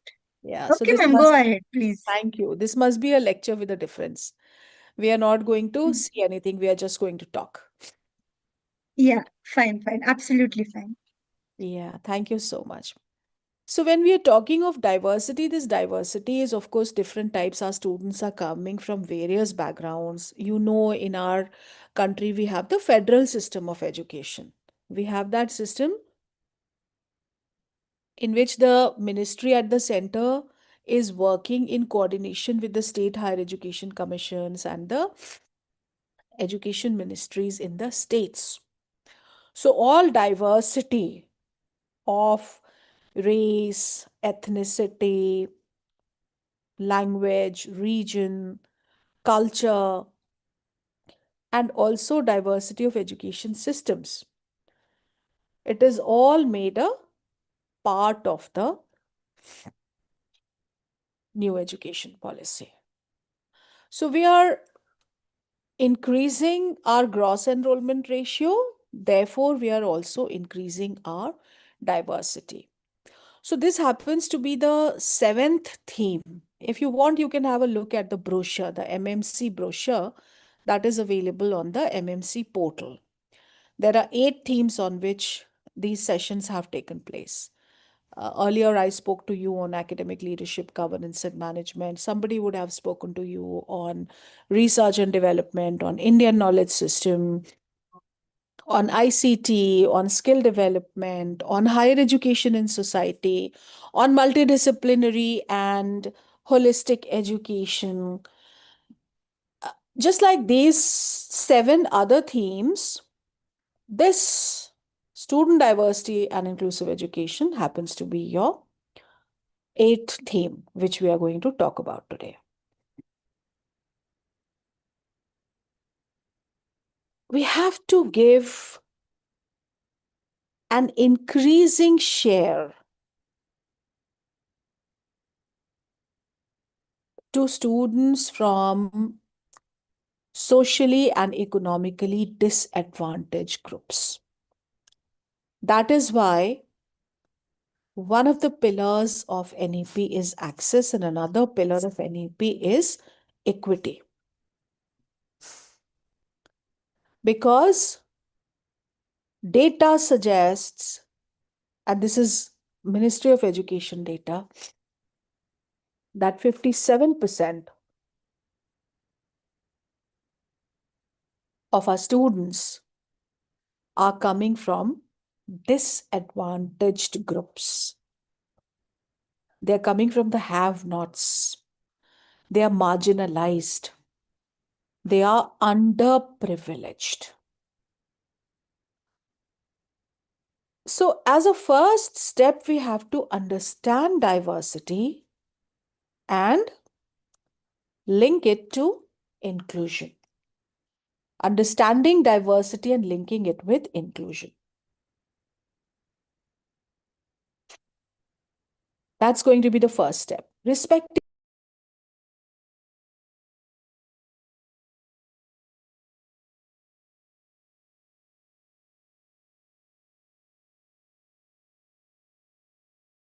in order to respect something, you need to understand something.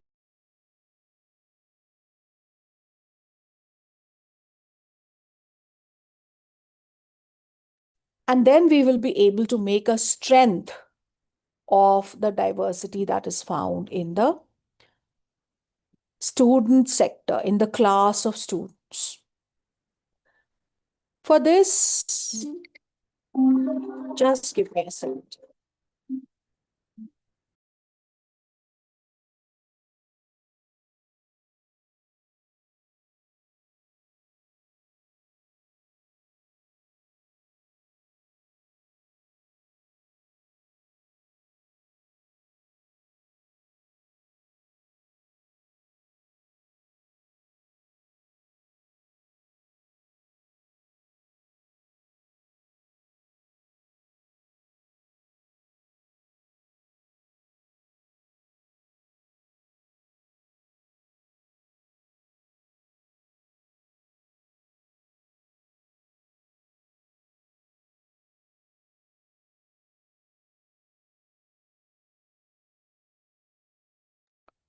So as I said, we have to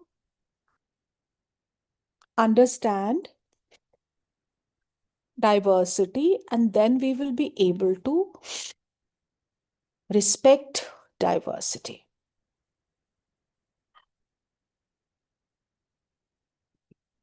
The pedagogy we adopt in class, should it be teacher-centric or should it be learner-centric? And if it has to be learner-centric, then what are the learner-centric methods? When we are teaching in class, are we just making a monologue of a presentation, or are we giving any scope for the views and opinions of the student?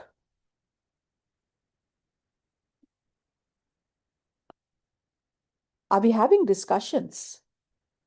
Are we having group works in the classroom?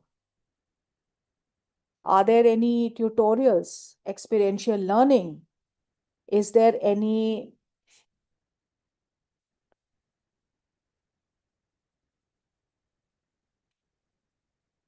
practical exercise, internship, project work, field experiences?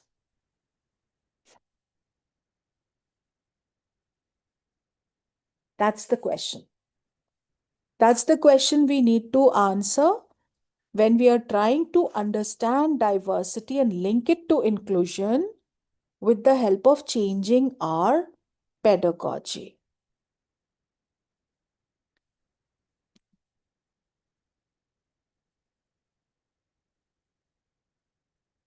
I want to share with you a quote of Gurudev Rabindranath Tagore.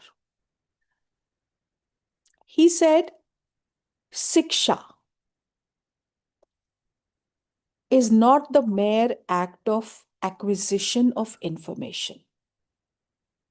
Not enough.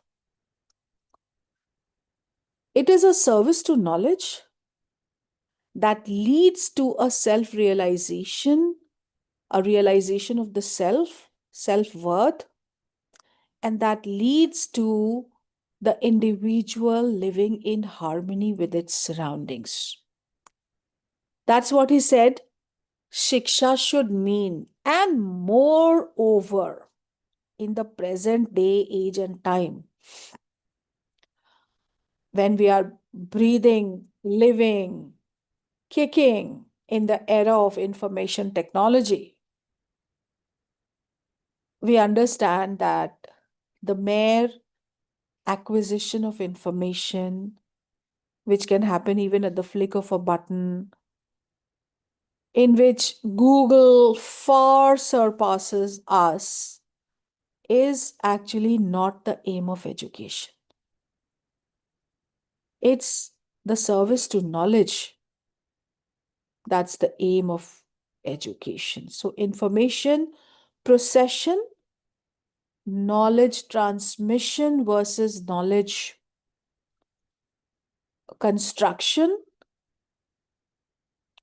and helping the student develop critical and analytical thinking skills while using his or her entire creativity. And in this context, I would also like to make sure that sometimes seemingly normal looking students who are not specially abled, who do not have autism or who do not have dyslexia, even these students come with peculiarities. They have their own creativity, they have their own ability to synthesize, and you cannot standardize them in a certain mold of your discipline. If you try to do that, you kill their creativity, you kill their imagination, and you kill their possibility of contributing to growth of knowledge, of contributing to creation of knowledge. So, acquisition of knowledge versus creation of knowledge, transmission of knowledge versus construction of knowledge. That is the crux of understanding diversity.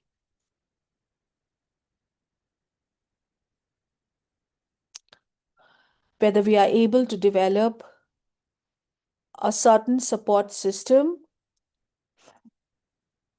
in which students can be mentored. Can we have a mentor-mentee system?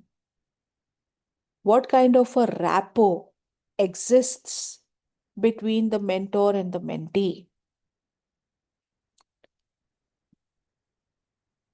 And also, are we able to develop positive attitudes amongst the students? What kind of mental health issues they come with, and what kind of mental health issues we are able to resolve with them? How do we develop a positive attitude in the students to continue to struggle? If they're coming from very well provided backgrounds, even then, don't think that they are normal students. They need to develop something called grit. They may not be strugglers, they may not be survivors, they may not be patient, they may not be resilient, they may not be passionate, they may not persevere because they are used to getting everything on a silver platter. They don't know what it is to struggle, they give up easily. So, how do you develop that positive attitude? And then finally, the crux of this particular sub theme, that is, what does a teacher need to do in class to have diversity and inclusion? There are gaps among students, always. There may be academic gaps, there may be knowledge related gaps, there may be physical gaps, cognitive gaps, social and emotional gaps. And there is a very diversified need of the student. Very diversified need.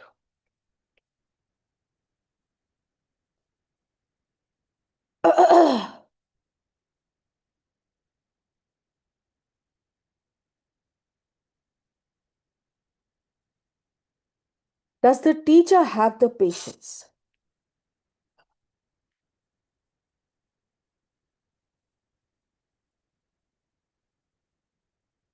Does the teacher have the positive attitude for inclusive education, for making inclusion and student diversity a feature of the classroom?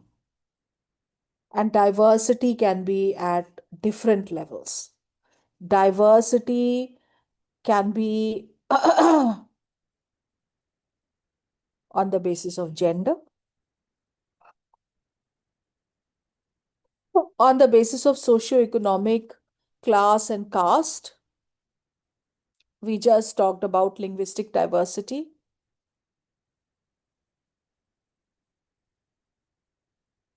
We talked about regional diversity. Region defines culture. Geography, climate defines culture. and thus a lot of cultural diversity. And then there can also be linguistic diversity.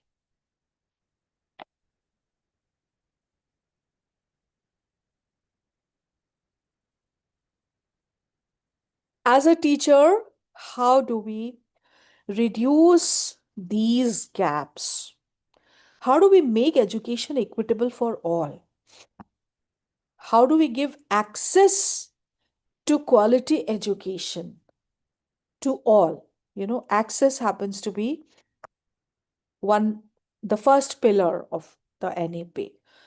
There are 5 pillars of NEP: access, equity, quality, accountability, and affordability. So, how do we give access to quality education in class? How do we make the entire ecosystem learner centric from teacher centric? From teacher centric to learner centric. What I have prepared as a lecture and what I have to teach as part of a lesson in the class, that's fine. But now when I come in the class, I have to make sure, is everybody able to understand my language or not? Am I teaching in a very high class, elite intellectual language which students find difficult to grasp? Or I'm able to bring myself down to that language which students find relatable, because they are all coming from different cultural and linguistic backgrounds. How do we do that? One of the important changes that NEP has brought is also education in regional language. There is a Bharatiya Bhasha Parishad in the UGC, and they are promoting the translations of books, and they are promoting the instruction of higher education skill and classroom competencies in the regional or mother tongue of the student. So when we go to class, are we mindful of the diversity within the class? Are we able to focus on the slow learners? Are we able to focus on the special learning disabilities of some students in the class? They may not be blind, they may not be deaf and dumb, they may not be lame, they may not be autistic, but they might be just slow learners.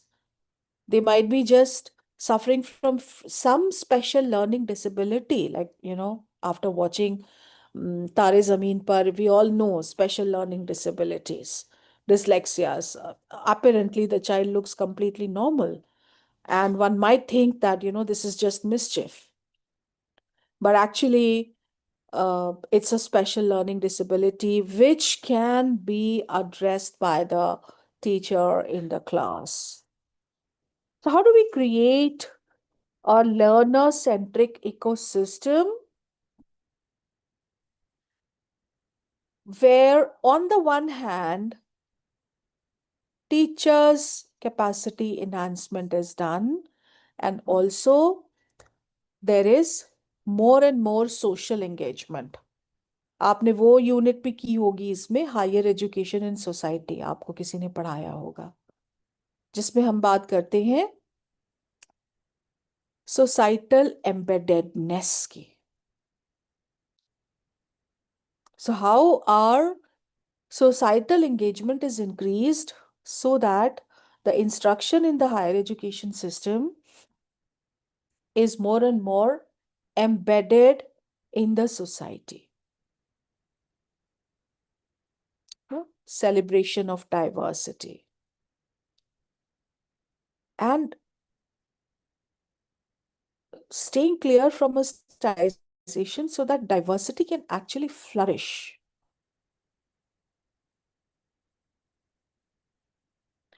And for that, there needs to be a lot of cultural, regional, and linguistic sensitivity. Nobody should be made to feel awkward in an institution because he or she is slightly different. Nobody should be under the peer pressure of blending.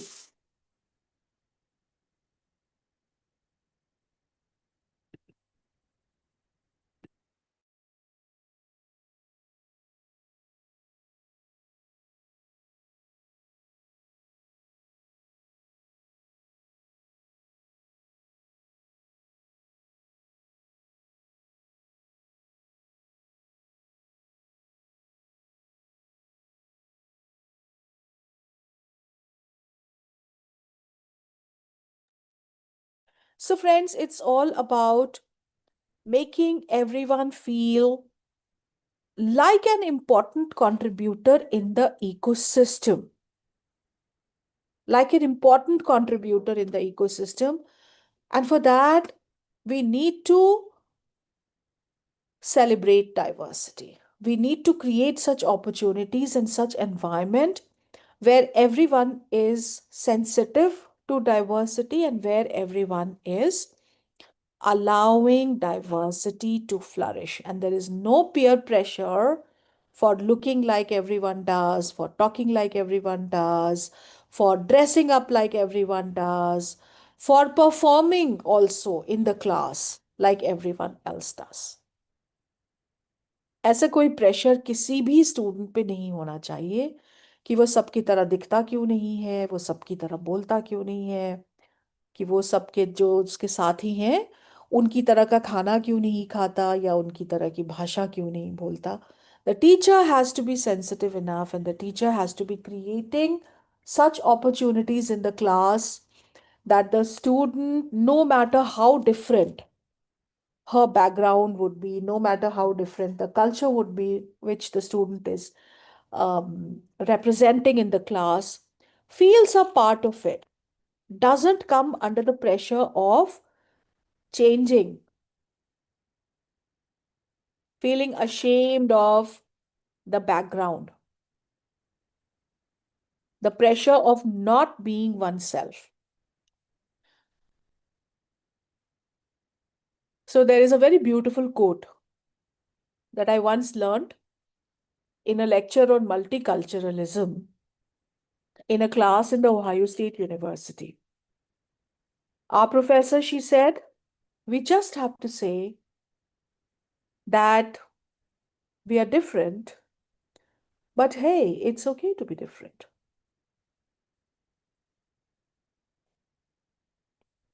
And there is no need to create a clash on the basis of the difference. There is no need to think that somebody who doesn't talk like us, somebody who doesn't dress up like us, somebody who doesn't eat like us, who doesn't look like us, is weird, is the odd one out, is not to be made a part of us unless and until he changes.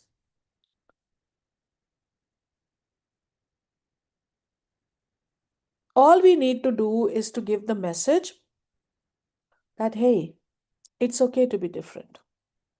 Be yourself. Still, we will accomplish the mission of education, of research, of leadership, of societal engagement, of societal embeddedness. Gender diversity is something many times women have to bear the pressure of because they feel the odd one out. You must have all heard Miss Sudha Murthy.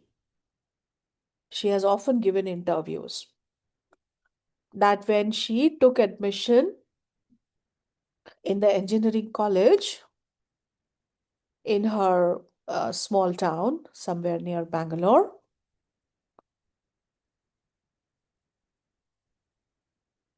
In a class of 30 boys, 29 boys, she was the only girl. And such were the conditions of pressure for her that she had to come home every time she had to use the washroom.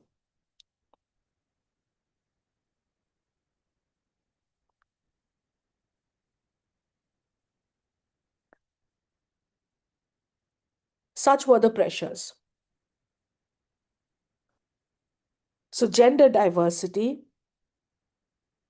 is something we often have to face even at the hands of our teachers and the principal. Either they will say, no, we don't want a girl here. No, this course is not meant for girls. They can't stay long hours.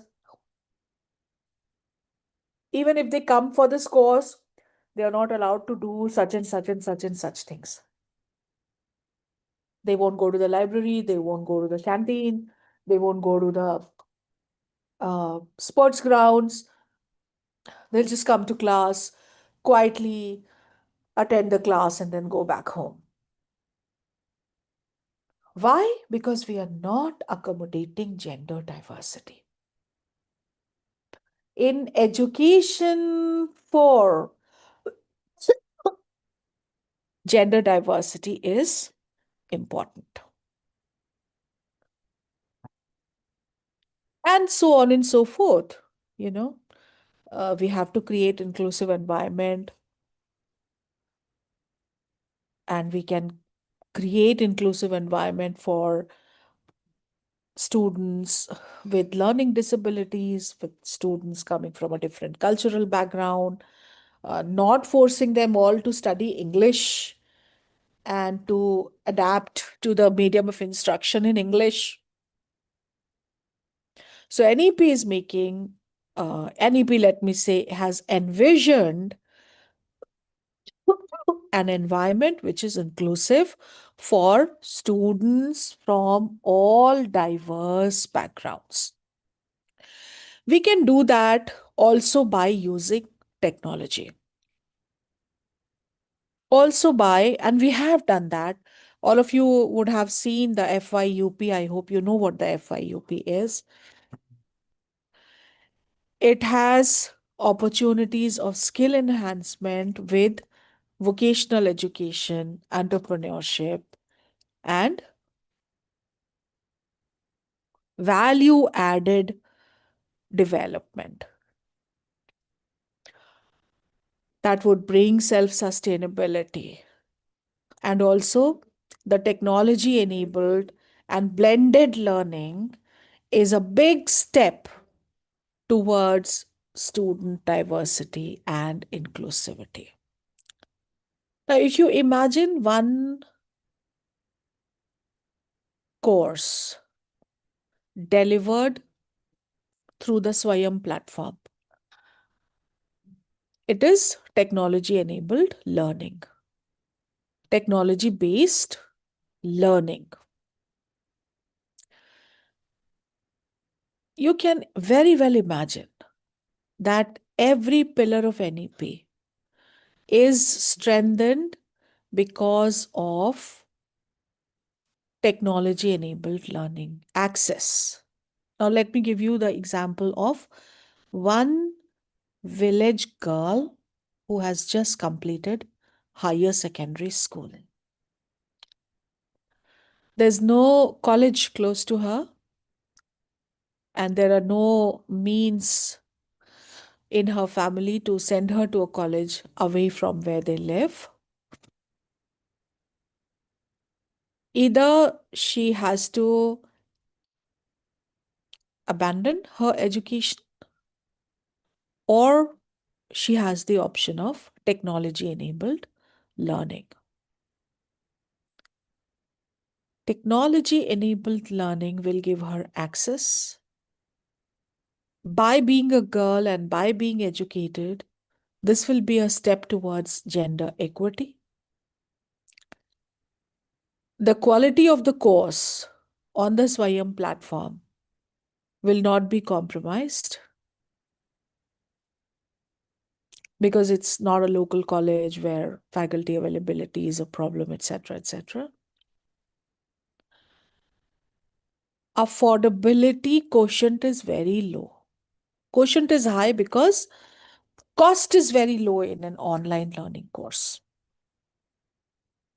So all Swayam courses are highly affordable. And finally, there is absolute accountability in an online blended learning or a technology enabled learning because attendance data, evaluation, fees payment, everything is completely foolproof, and there is very little chance of corruption also. So technology enabled learning, blended learning, and also having an academic bank of credit for the student is a step towards inclusivity, and NEP has done that. NEP has done that uh, for all sorts of diversity. It has done that for linguistic diversity, for cultural, geographical diversity. And this has also helped focus on creating the knowledge instead of just rote learning and mere acquisition of information. So this also had a focus on minimizing the dropout rate and enhancing flexible learning methods.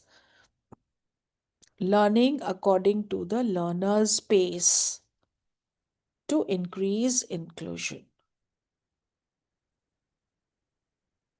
So, if you ask me in 3 words, what does NEP mean for the student? In 3 words, what does NEP mean for the student?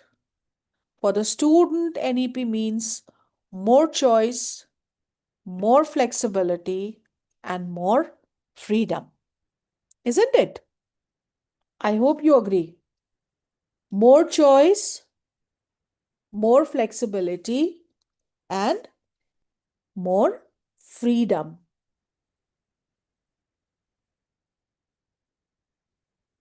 And what does it mean for the teacher? Anyone? What does NEP mean for you? Any answers, participants?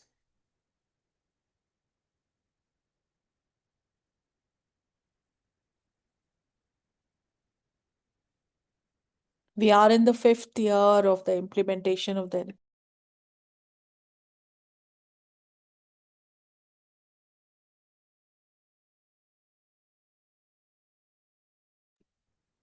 Any idea?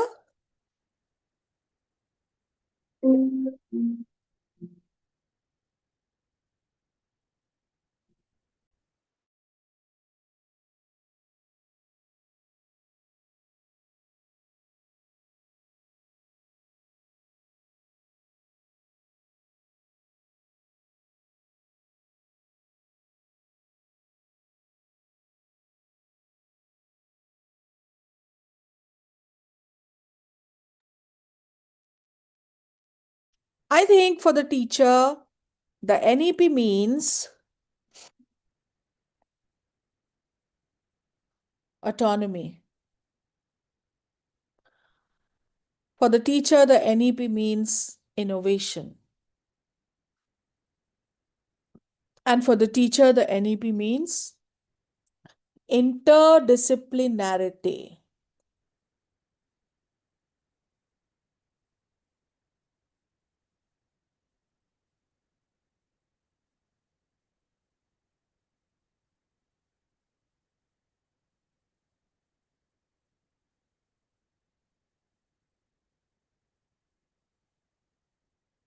If our research has to be the research of the 21st century,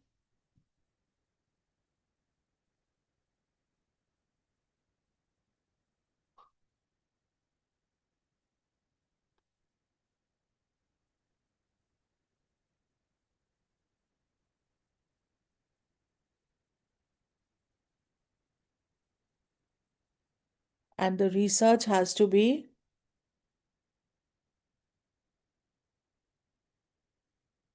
interdisciplinary.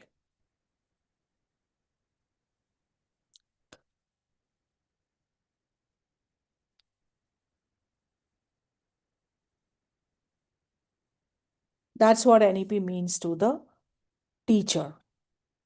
Now, if it has given so much flexibility, freedom, and choice to the students to select, then it is actually in the interest of inclusivity. And the teachers have to be prepared for that kind of knowledge construction and for that kind of knowledge transmission.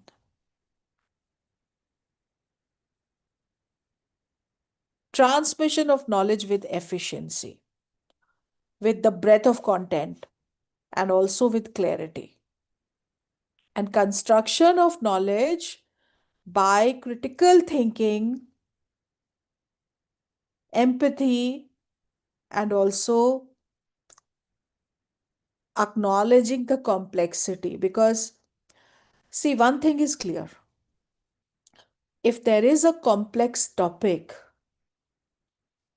both you and the student have to work hard towards internalizing that topic and towards being abreast with it, and that will happen inch by inch. The student cannot expect you to simplify it and dish it out to you. Say for example, आप mount Everest पे चढ़ना चाहते हैं, तो आपको mount Everest पे चढ़ना होगा. आप ये नहीं कह सकते हैं कि माउंट एवरेस्ट का कारपेट बना के मेरे पैरों के नीचे बिछा दिया जाए, है ना? You can't say that. So that kind of leadership with the student. Don't expect yourself also to give simple reading material so that the student can straight away, have a cakewalk with your kind of reading material. It will be a long drawn mentor-mentee relationship. It will be time intensive. There will be varied learning paces. And the instructor needs to be an expert, but you do it by inculcating critical and analytical thinking skills. Critical and analytical thinking skills. You do it by that. You don't do it by simplifying everything. There are certain ideas that are complex enough. And that's what the goal of higher education is. Expansion of thought. Height of intellect. How do you take your student to that height of intellect? By taking an entirely new learning approach. From the teacher-centric to the student-centric. Teacher-centric approach. In a teacher-centric approach, diversity and inclusion might require explicit attention and international efforts, intentional efforts to ensure that whatever material and whatever methods that you are creating, they are physically sensitive, geographically sensitive, culturally sensitive, etc., etc. But in a learner-centric approach, diversity and inclusion is supported because individual differences, they are recognized. They are not just recognized, they are celebrated. Everyone is made to feel respected. Everyone is made to feel valued and important. And such an environment has been created by the teacher where all students can thrive, whether they are girls or boys, whether they are, whites or blacks, whether they are uh, high cognitive ability students or they are uh, slow learners and they suffer from specific learning disabilities, whether they are English speaking students or not, whether they are speaking their uh, particular whatever cultural and regional language they are representing, they all have to be made feel a part of it. The teacher centric approach will try to control the curriculum, will try to standardize instruction, and there will be no scope for individual aspirations. There will be no individualization. It will be centered around the teacher who is the expert. There will not be any recognition of prior learning also, and there will not be any scope for accommodating the future aspirations of the students. On the contrary, there is a lot of personalization in the learner centric approach. Students feel empowered. There can be collaborations, there can be more cultural responsiveness, and there can be more flexibility. More flexibility. So, in learner centric, the various things that we can do, they include always encouraging and inviting the student to talk and participate. Give them individual tasks. Make classes very flexible. Always take opinion from the students. Always have a discussion in the class. More interaction, more participation, more avenues for personal learning plan, more meetings, interactions, recognition of the aptitude, and also if there are slow learners, then providing support accordingly. So, no lectures. Teaching and learning should be based on internship, extracurricular activities, inquiry, projects, activities, etc. etc. Discussions, interactions, conversations, and empower the learners to decide themselves how they access the curriculum and how they contribute to the lesson design.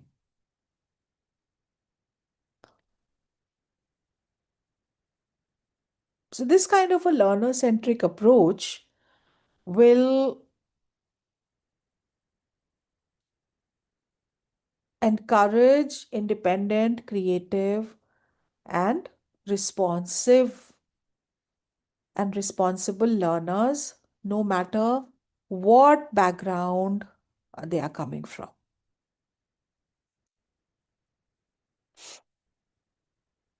Say, for example, if you are a science teacher, you can discuss an experiment with the student, and then together you can test any hypothesis.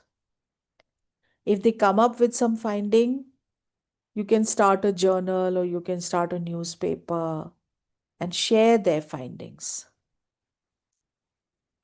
Every week you can have a discussion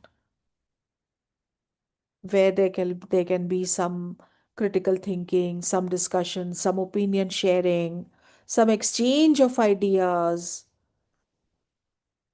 and where creativity is encouraged, where you are involved in creativity with the students. And when it's a science class, it can often be individual and independent, but it has also many times to be collaborative exploration. So the students, no matter what backgrounds they're coming from, they can decide on their own. They learn what is decision making. They can manage time. They learn what is time management and prioritization, because together, you set the pace. They learn the methods, they learn the approaches, and there is, of course, because you are the teacher, there will certainly be some uh, assessment and evaluation also. So, as a teacher, you're just there. You're creating an environment. You're creating a learning environment. You give the problem and you create the learning environment. You're there to guide, you're there to inspire, but you're not there to lecture. You're also there to facilitate with necessary resources. Although resources today are available to all students, even to researchers and even to teachers like us, resources are available at the flick of the button. So please remember, you're not there to share resources. You're only there to augment the project by facilitating with the necessary resources. And you don't just explain science concepts and demonstrate experiments, and you expect the learners to just listen and take notes and follow instructions and, be like a passive receiver. Not that. That's the difference between a learner centric and a teacher centric approach. Higher stakeholder engagement has to be found in a learner centric approach.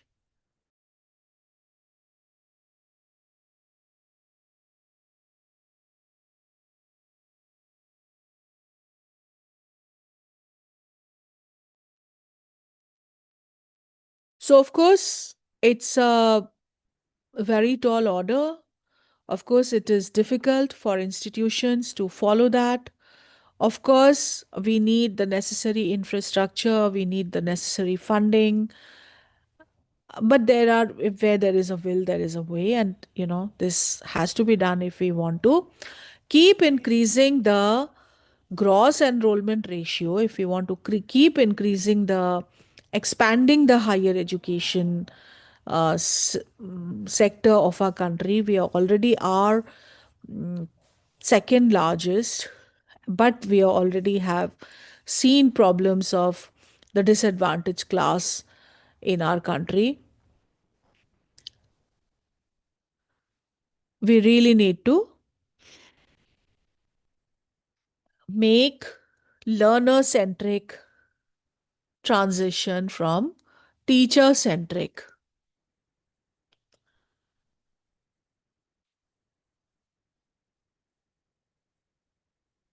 We need to play the role of a teacher who encourages creativity.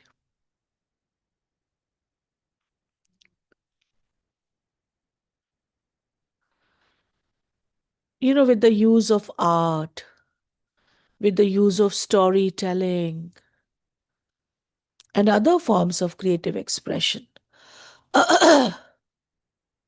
so that biases and prejudices are broken, they break down.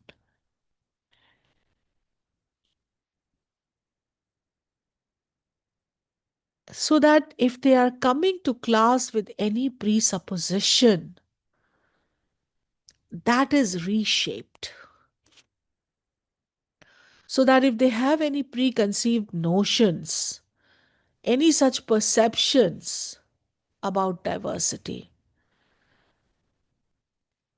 they are converted into actually empathy for the one who is different, for the one who is culturally not the same. So, creative projects, they encourage students to put themselves in other shoes, and then they develop the kind of empathy that is required to be a true leader and understand the experiences and challenges that those individuals face who are from a different background.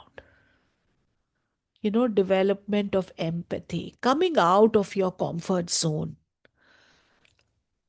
taking that walk to round the table to come on the other side of the table. That's what empathy is. Landing in the psyche of the other person, appreciating the emotions, recognizing the emotions that he or she must be going through because they are different. That's what empathy means. And there cannot be inclusivity, and there cannot be the strength of diversity unless and until the entire ecosystem is rich with empathy. It is called one of the biggest leadership skills, empathy. And together, this inspires inclusivity, and hence this inspires the kind of social change that is the goal of education. Students are allowed to explore topics of diversity and inclusion, and they relate with each other in relatable ways. So, inclusive learning environments where every student, from whatever background he or she comes, he feels not only valued and respected but also represented. उसको ये लगना चाहिए कि मैं जिस वर्ग से आता हूँ उसकी आवाज़ यहाँ, उसकी नुमाइंदगी, representation, प्रतिनिधित्व यहाँ पे है. That is what will promote inclusivity, and for that we need to design a lot of creative activities. Such students will be the true social change makers. They will relate to diversity and inclusion through the projects that you have created, the impactful projects, and they will grow in promoting awareness, advocacy, and positive change within their communities and also outside the communities.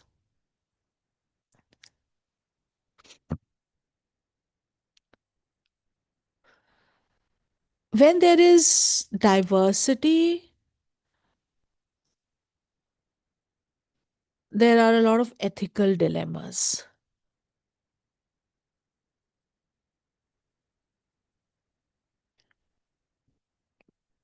In that case, what the teacher needs to do is present such scenarios to the student related to diversity and inclusion, and then challenge them to consider the ethical implications of their choices. I'll give you an example. There was this teacher of English literature who was of the opinion that students of a certain age should not read all types of books. Books which have very explicit content and sexual content, they should not read.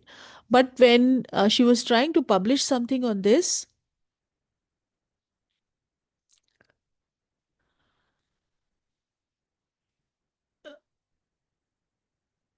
her students opposed her.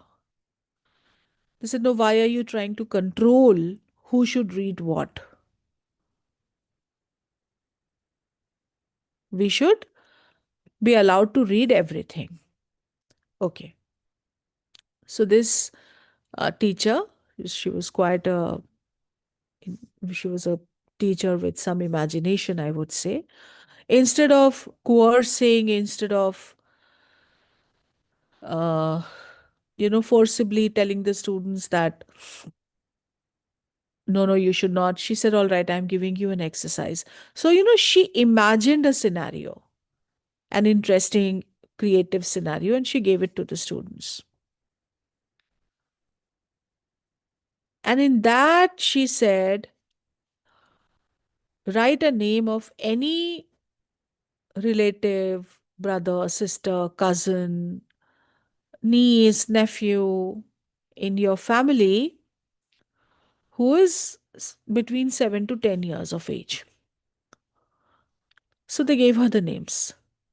एक paper पे उन्होंने उसके जो students थे English literature के, उन्होंने उनको वो सब नाम लिख के दे दिए कि हाँ, किसी की बहन भाई थे, किसी के कज़न थे, किसी के भांजे भतीजे थे जो कि 7 से 10 साल की उम्र के थे. So this teacher, she took that slip, she kept it with her, and then she said, now imagine, would you like this 8-year-old nephew of yours to read this book? Would you like this 10-year-old niece of yours to read this book? This has such explicit sexual content. Would you like this 9-year-old cousin of yours to read this book? And believe me, a majority of them said no. A majority of them said no. So that's how, she approached that sensitivity in the students by giving them this imaginative exercise. Pick up a piece of paper, let your imagination let loose, and give me the answer. And now think and rethink. Think critically and analyze critically.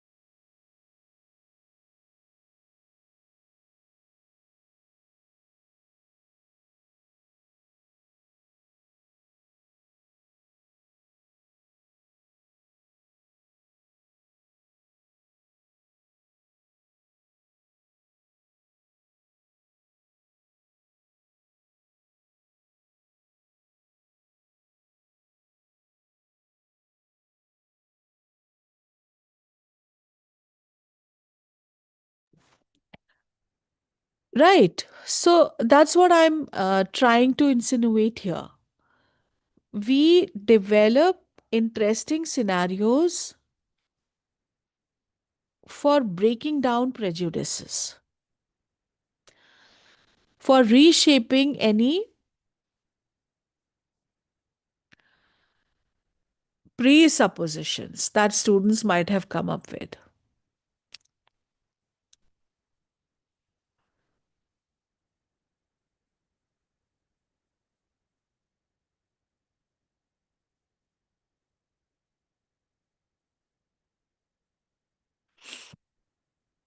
And this, for one, is also very helpful in preparing our students to international work environments. Within the country, within the institution, they see some diversity. Now, if they are engineering students, if they are medical students, maybe they will go for higher studies, they will go abroad. Maybe they will continue to be there, find a job, and live there. What about the mind boggling diversity of people they will come across there? So they have to start learning early.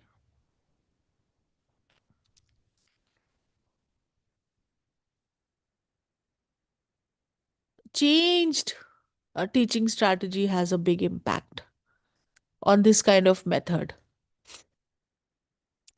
More and more interactive group work, more and more discussion, more and more experiential learning, project based learning, and making teaching inclusive in higher education.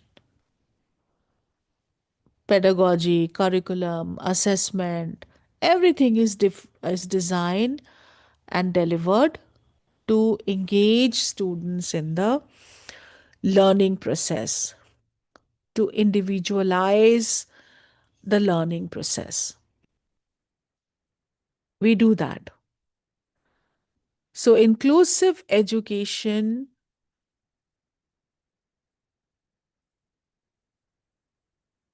is more than just being in. And don't think that by doing that, you are,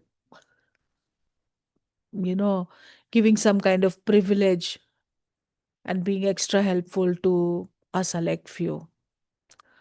Inclusion is actually, it's a right.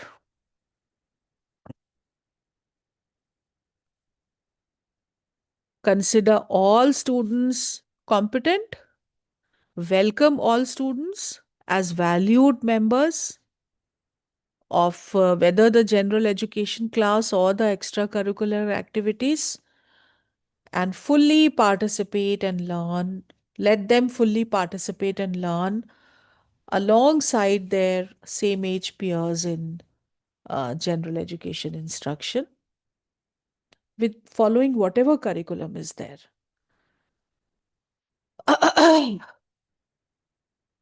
That's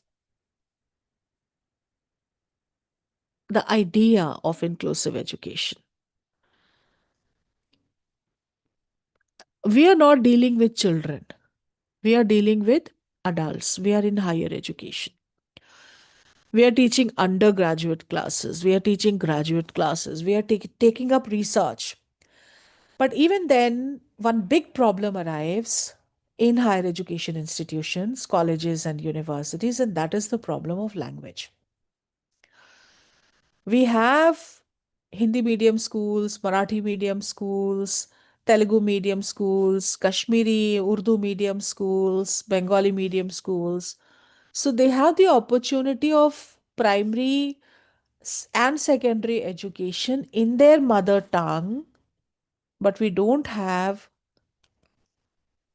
Marathi medium university. We don't have Bengali medium university. We have one Sanskrit university, one Urdu university, and one Hindi university. Urdu university in Maulana Azad in Hyderabad, and the Hindi University Mahatma Gandhi Antarashtriya Hindi Vishwavidyalaya in Wardha. But mostly our students are grappling with the problem of language in higher education. They're doing very well at primary and secondary levels because teaching learning there is in their mother tongue. But suddenly, when they come to higher education institutions, they struggle with language. Teaching and learning is no more in their mother tongues.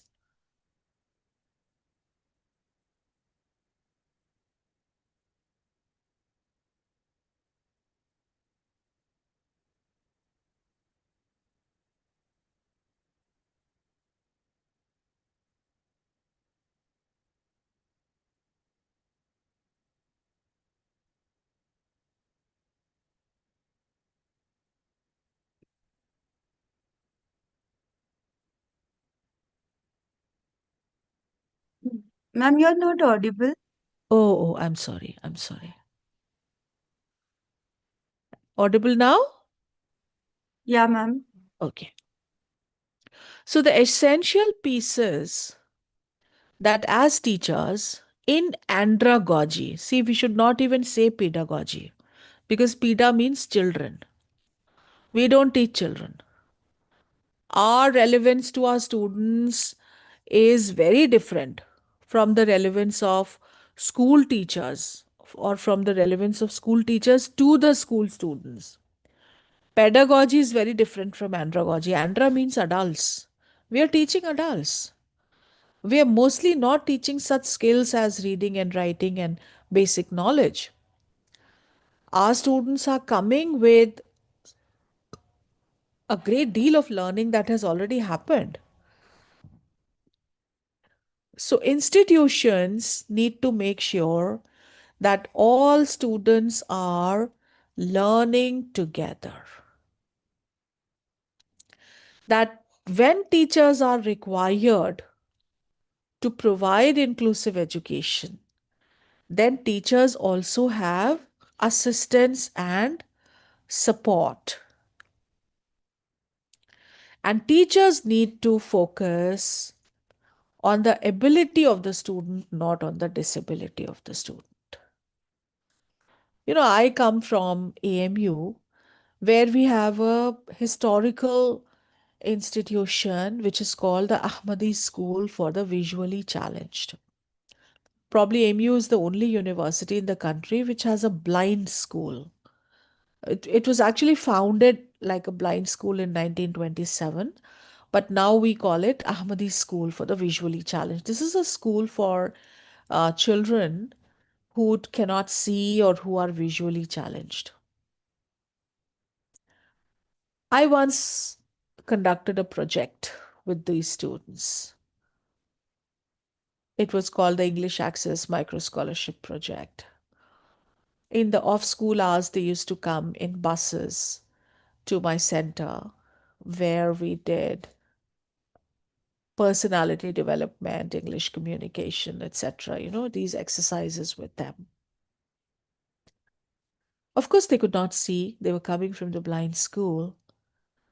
Some of them were excellent singers. Excellent singers, I must tell you. Their ability with musical instruments, their ability with sound, oh my God. Seeing is believing.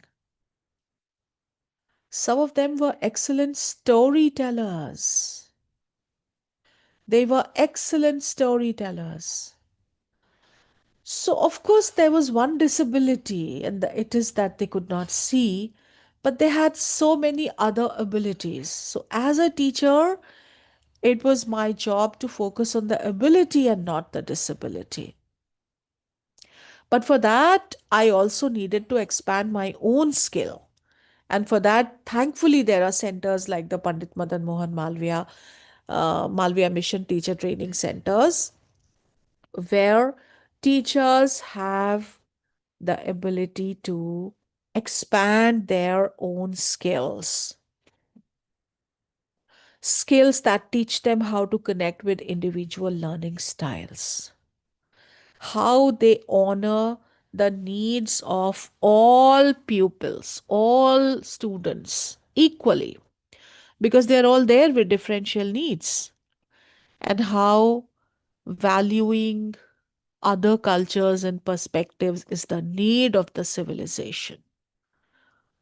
Let us celebrate diversity and individuality together, and let us nurture shared respect and empathy.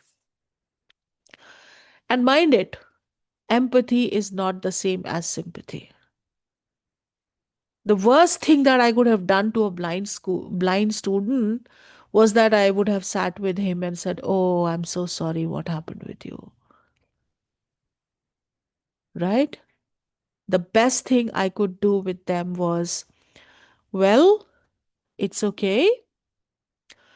You need to look at the world differently, and I'm here to create that opportunity for you so that they can develop meaningful friendships. They increase their social relationships and networks. They have some peer role models for academic, social, and behavior skills. They can also achieve their goals And they can also have better access to the general curriculum as much as possible. Increase inclusion in whatever is coming their way in future. They have more self-esteem. They have the ability to expect higher things from themselves instead of thinking, oh my God, so now I'm disabled. All I can do is sit round the corner and beg for abs. And in that, there will be some collaboration and integration of the family also. So, as I said, sometimes students who do not even look disabled, they have peculiarities, they have singularities regarding learning, regarding acceptability, regarding their own personalities. We need to work upon these students also. Help them make meaningful friendships, increase their network, increase their appreciation and acceptance of individual differences, and prepare all students for an adult life in an inclusive society. This will certainly enable them to have better academic outcome also, better academic skills.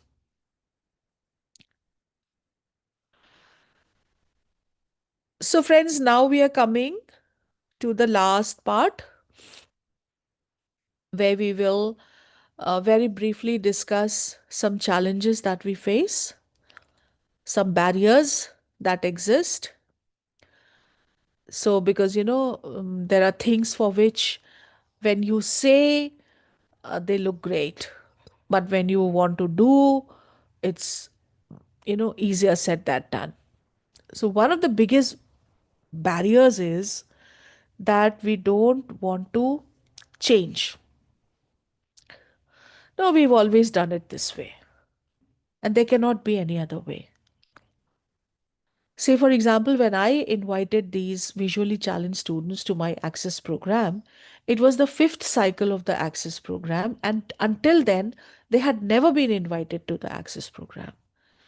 And I faced some resistance. No, why? We have never had them. But I said, no, why not? Let's have them now. Let's make the Access program more inclusive, right? Then there is another very lame excuse, but very popular excuse that we don't have equipment, we don't have funds, we don't have this facility, we don't have that facility. And though they are blind and the diagnosis means that they have to go to a special school, that they can't be here, they can't do this, they can't do that. But we have to move past these stigmas, these challenges and barriers, and this hesitancy. And we can always do this by engaging with their families, with their schools, with their communities. I mean, why not?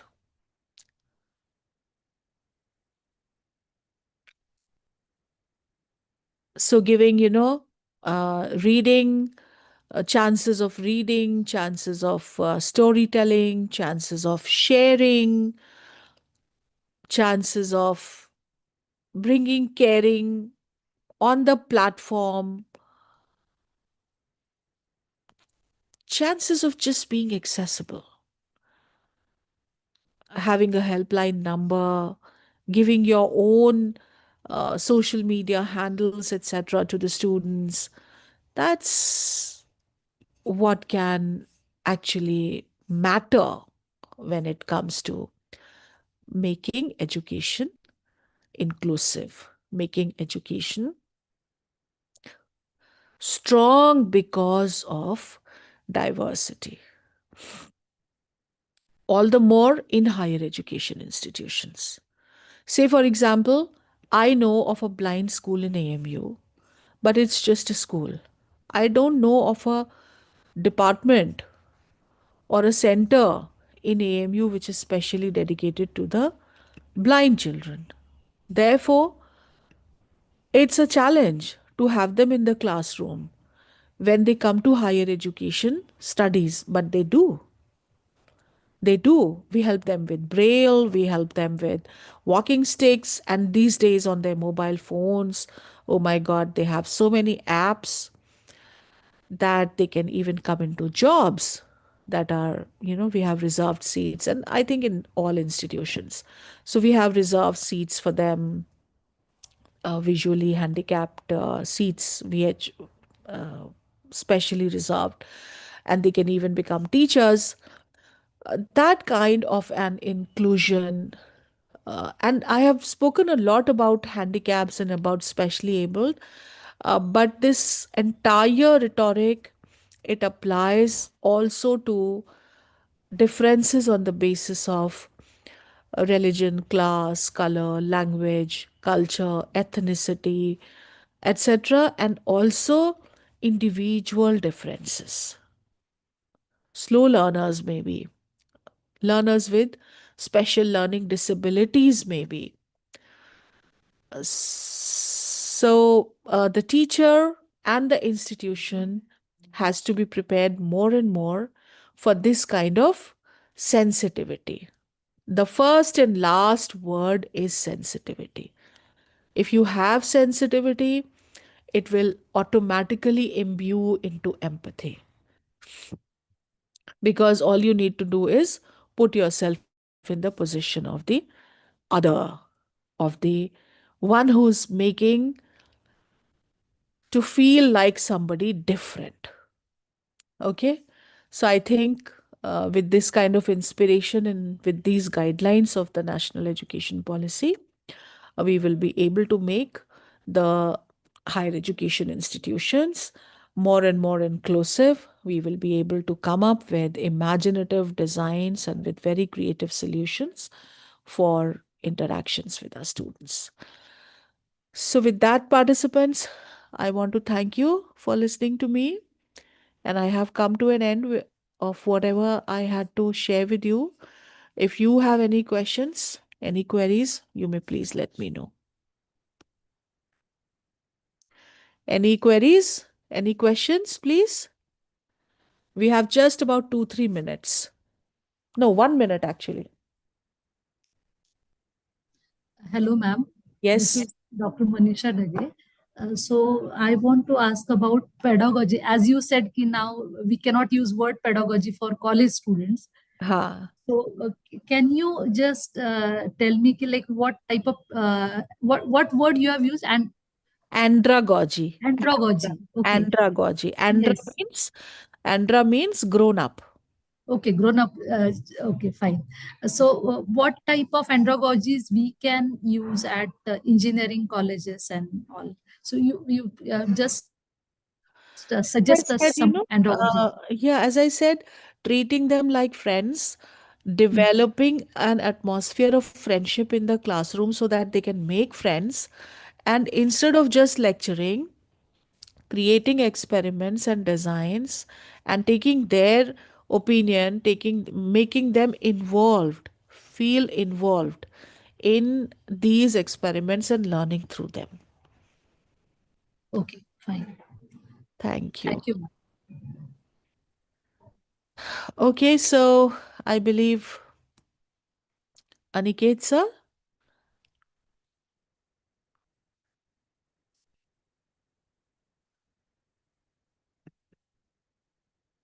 I think Aniket sir is not there. I will be giving the vote of thanks. Or So, yeah, thank you so much, ma'am, for your valuable session on diversity. I know everywhere people are talking on, I mean, there should be a diversity, and saying in our college we have different departments, and our projects are in that way. So, and even we have a lot of other courses from other than engineering courses also. So it is there in it. Diversity is there. So thank you for your valuable session. My pleasure. And whatever you have said, we will try to, inculcate that in our courses, subject, teaching, everywhere. Thank you so much, ma'am. Thank you very much. All the best to everyone. Take care. Yeah. Yeah, thank you, ma'am.